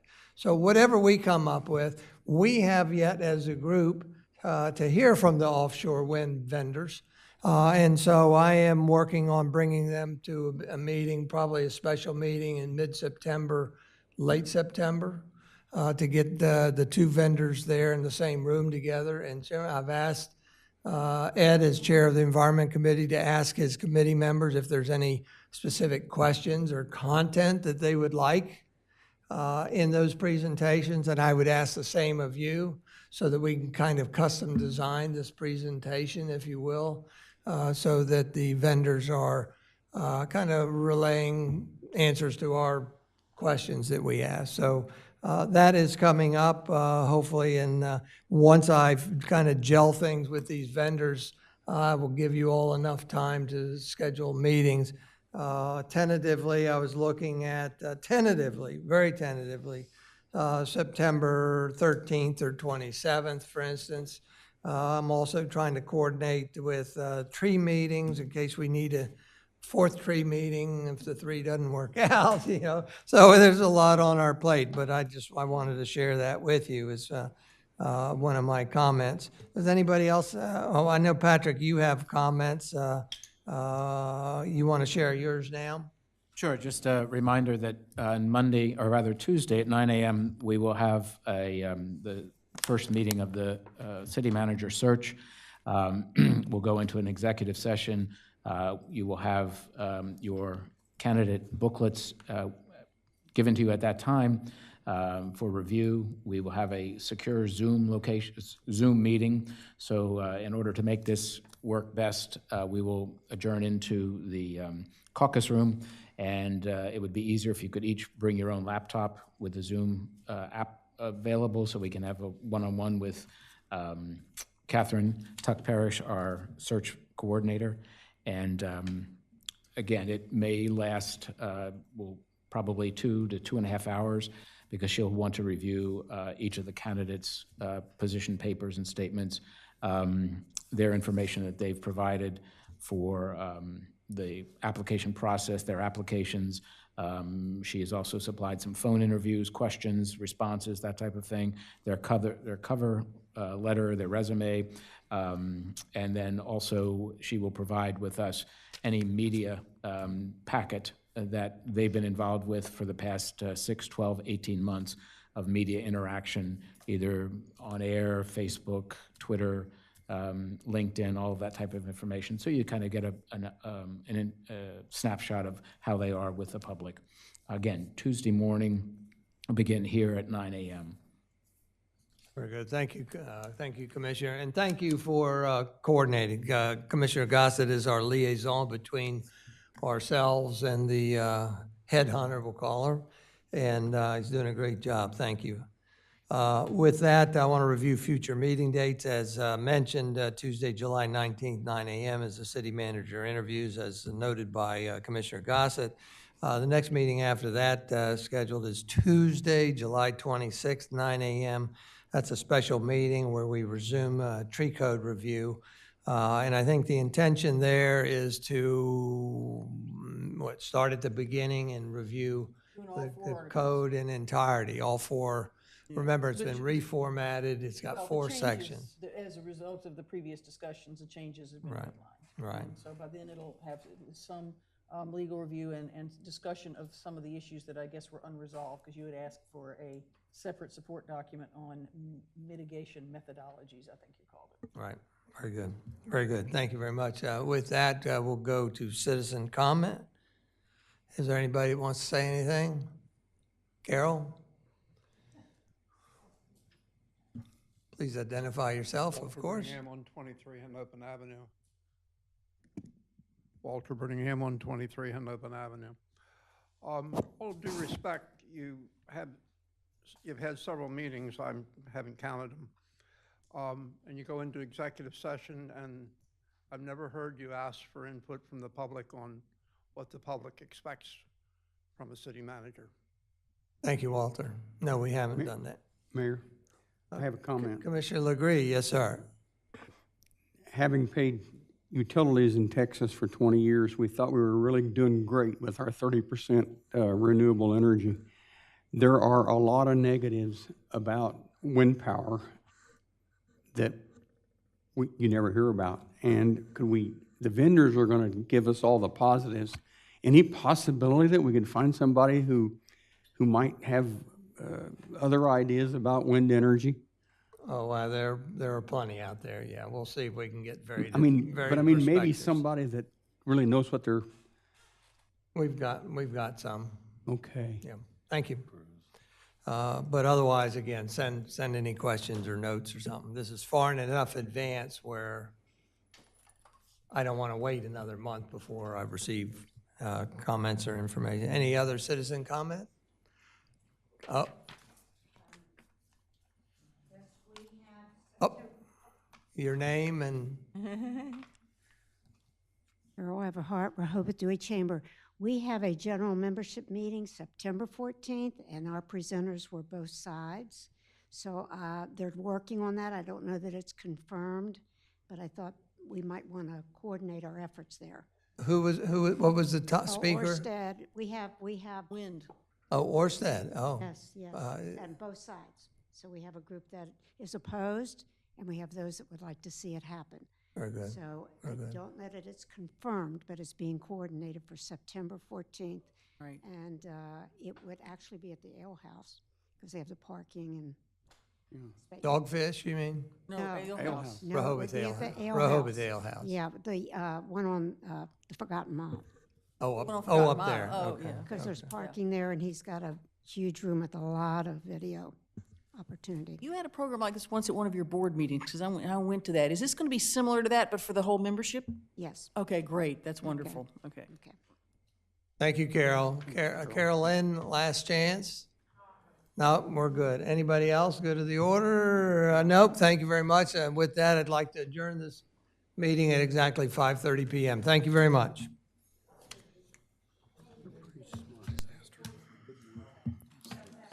I'm huge.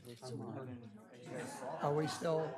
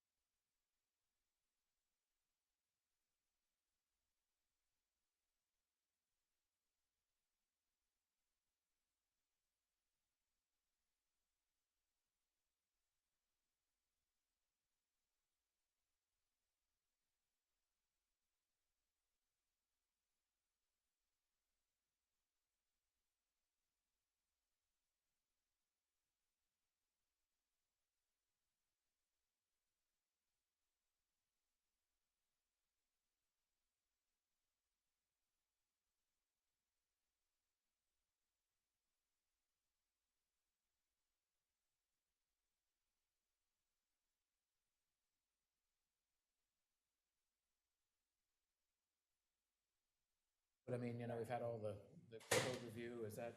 There's,